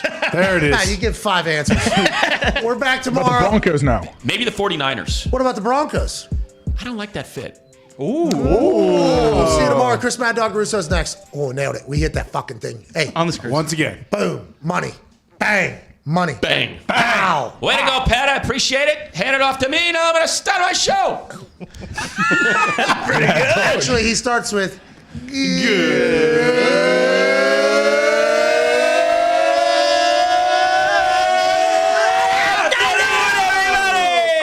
We saw it live at Radio Row. Blows your dome. We shut down. It does blow your dome. Sorry, I did that again. No. Damn By it. the way, when you said it the first time, loved it. I actually said blow your dome. Great. And probably now that you said it again, we're going to do that. We stopped the show completely to watch him do it live. Mm-hmm. Every single day he brought it. Now he's battling Stephen A. every single Wednesday. Yep. He's a stud. My respect for him is only grown. He hates us on his channel, but my respect for him is only grown. Yeah, I like when he.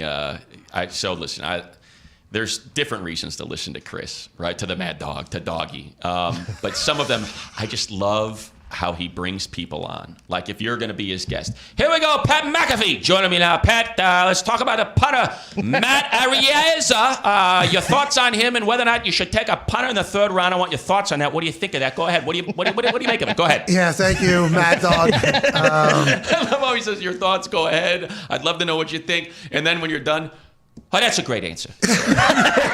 He's a gentleman. That's a good answer. That's a good answer. Hey, you draft a punter, by the way. If he's going to be great, you might as well. Why not? Look at Big Dick Dixon up in Seattle, right? Very good. I mean, you don't think teams would trade a fourth rounder to get him on there? I mean, I think they would, right? Yes. 100%. Yeah, it depends if you have a good defense. If you have a good defense, you definitely want a good punter. If you go to a team that has a bad defense, there's no purpose of having a good punter because that field position doesn't matter because you punt the ball. That's like great point. Yeah, that's the most That's the most heartbreaking thing of all time.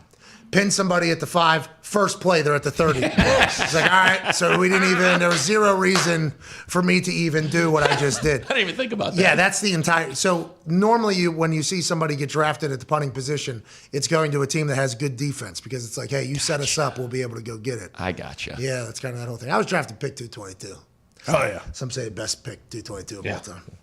How do you argue that? Well, there's only like 4 picks left. I mean, I could have been able to pick the place that I want to, but instead. And now look, you make it your home. I love this place. Right? Would be cool if I could surf though. Yeah, surfing sounds sweet. Anytime. Come on out. Me and Willow. Stay at the house. Me and Willow. Yeah, Willow the dog. We'll go run around. You throw the frisbee on the beach with her, and then throw a wetsuit on you. We get in. So, do you have to wake up that early because the rest of the world wakes up? When the wave comes, right? Yeah. So part of it is if the wind picks up, it's sometimes it'll blow the wave out. If it's an onshore, if it's blowing from the ocean to land, sometimes it blows the wave out. Oh. So it's blowing offshore. Now we're talking. Now we're getting some shape. But so that's the other problem is it gets windy. If the later it gets. So in the morning it tends to be a little bit more calm and the waves hold up a little better when they're not as big. And also it's just schedule. This way. Out of the water before the kids are going to school. You're dead tired though when that alarm goes off. I'm not. You're really a morning person, natural morning person? Yeah. Well, I did morning radio for 10 years. Your voice is a radio voice. So is my face. No. Not at all, dude. I disagree. You got that Pepperdine face, dude. You got that super Pepperdine face. Tonight's game, 5:45? 5:45, Nebraska Northwestern. You and Mike.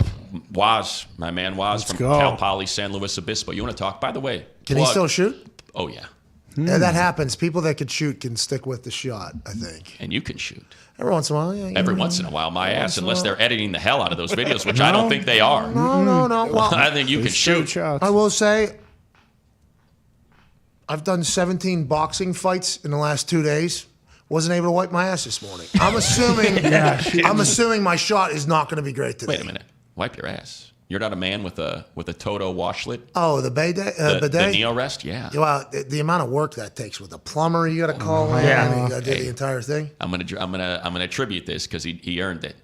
When I first got my bidet, Adam Carolla said to me, you want to just mash fucking mud into the carpet? Or do you want to clean your asshole?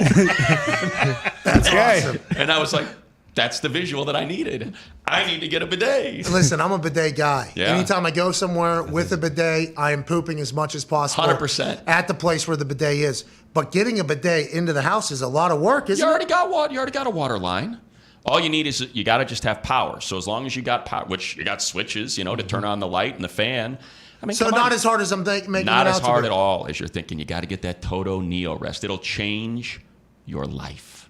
I mean that. It will change your life. And for those of you out there that may not have big bread to throw around on a $5,000 toilet, they make seats that just mount to your current toilet that have everything built in. It's got They the used to water sponsor the show, Pat. No, that was the it's soft different spa one. bidet was a much different bidet. AJ. Was it? But it was like the seat, though, that you put on top that is Yeah, but- a bidet, the cheaper version. Yeah, it was. Well, the bidet company that sponsored our show, great bidet. Yeah, soft spa. But I'm sorry. Love that bidet. Yeah. It's an exceptional bidet. Soft This spot. Toto sounds I don't- pretty good. Yeah, Toto sounds a lot better. Soft spa was very. Soft spa, actually, that you're giving people $500 on top of it Yeah. for the plumber to make sure it could work. Kind of where this narrative got started. Yeah, that's kind of where I got you. Yeah, that's they kind kinda- of scared people off. scared the shit out of me. I'm Yeah. like, I ain't fucking I'm not a doing plumber. it. Yeah, Can't no do that. way. Yeah. I ain't doing it. You're saying not as tough as what we sound. You got. I mean, look. What do we got to do, right? We got to help each other out. We got to help these these subs out, these plumbers. Yeah, and these Hey, butts, true. too. Exactly. Yeah, true. Exactly And right. So let's call your friends at Soft Spot. Maybe they'll. No, I'm going Toto, it sounds like. 100%, dude. Sounds like I'm 100%. going Toto Neo Rest. It'll change. I'm not kidding. I cannot oversell this. Everybody I've turned on to with the bidet is like, dude, you changed my life. I just bought one. Toto. I just bought I it. just ordered it. Hey, Money, you ever run that left shoulder into some coral or something? It looks like you have a little AC joint irritation. That's a great observation. It is disgusting. You want to see how deformed I am? Sure. Ready? Look at that. So you're it's disgusting. Oh This yeah. angle, Yeah, you're disgusting. Not even 300% displacement. This was Squaw Valley, Tahoe, snowboarding, coming down the mogul run. AJ's fingers. Fresh And I pound. was like, I'm going to pull a sweet 360 off this last mogul. And I got some speed going, catch my back edge, go upside down in the air. Oh, I And, saw it's this. one of those shit moments when you're in the air. So I just kind of tucked my head, hoping I didn't break my neck, and Blew up your started shoulder. puking everywhere. I know, right? Why? I guess because I'm just a coward or something. I don't know why, but all of a sudden I'm just like, oh man, that really hurt. It's getting all warm and it's just crazy. Did it get fixed, or that's just how it is? So I go to see the doctor, and another shout out to my man, Dr. Andy Carrick, the only Shout out. Andy. He played small forward on the Santa Clara teams with Steve Nash. Was the first freshman to start at Santa Clara since Kurt Rambis. NIT favorites. Yeah, they're There you NIT go. favorites by Rothstein. So shout out to Rothstein. Shout out. Your face through the monitor. So he's like, you know what?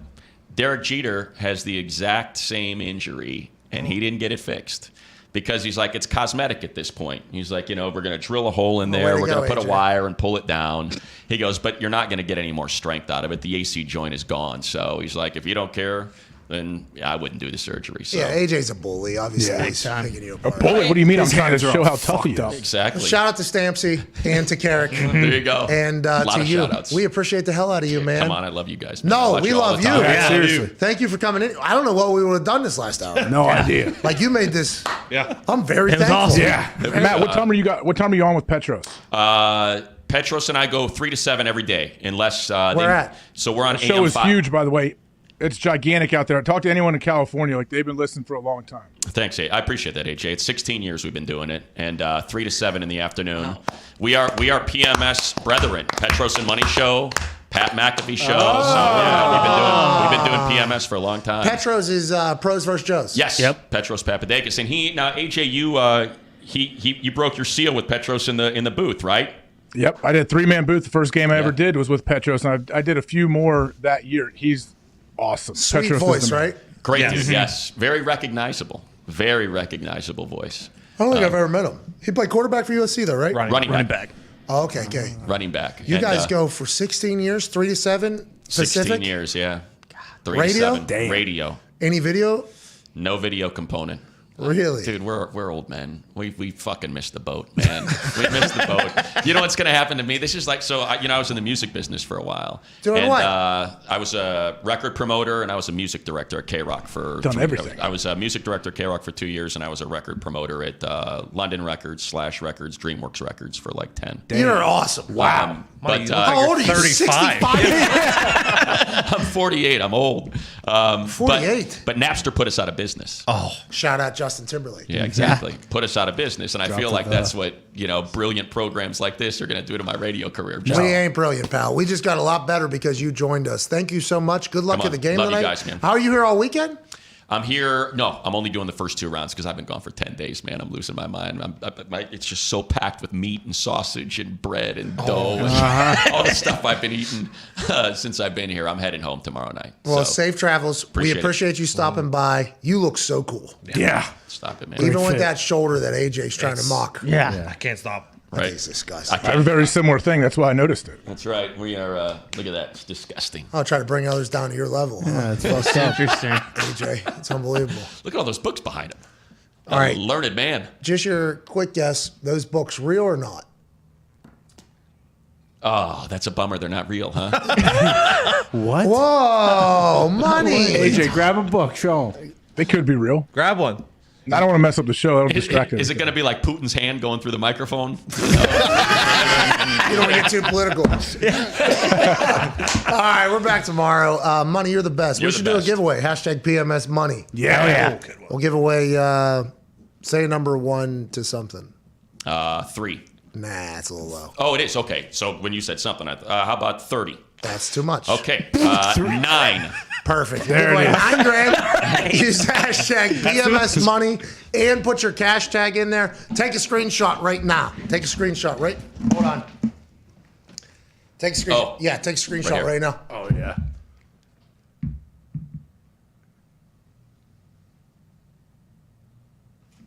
Boom. Hashtag PMS Money. Put your cash tag in there. Screenshot that. We'll give away $9,000 because of money's. 9? Hell yeah.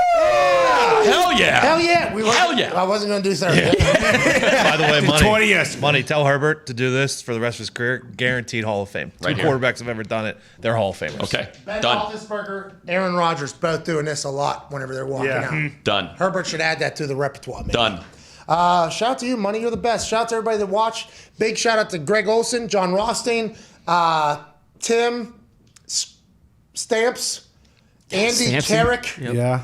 and Petros Papadakis. Petros Papadopoulos, Willow. Willow the dog, Michael Young. and to that South Bay wave that you dance with every Yes. single Southwell. South Swell. Swell. Fuck. right. Try to get it all there. Dude, that's impressive. Thank you. Impressive recall. Well, every once in a while. You could dance at that whiteboard. Yeah, used to be able to. Now, I smoke too much. All right, we're back in about 21 hours. Cheers, you all the best. Good luck at the game. Hashtag PMS Money. Screenshot from earlier with your cash tag from Cash App. We'll give away $9,000 randomly. Also, shout to SeatGeek because we actually have. We'll do it tomorrow. We'll do it. PMS SeatGeek Mania winners we'll announce tomorrow. Okay. Awesome. A couple people going to WrestleMania. You are the best. We'll see you. Cheers. Hey, AJ, have a great afternoon, Bob. Bye. You too.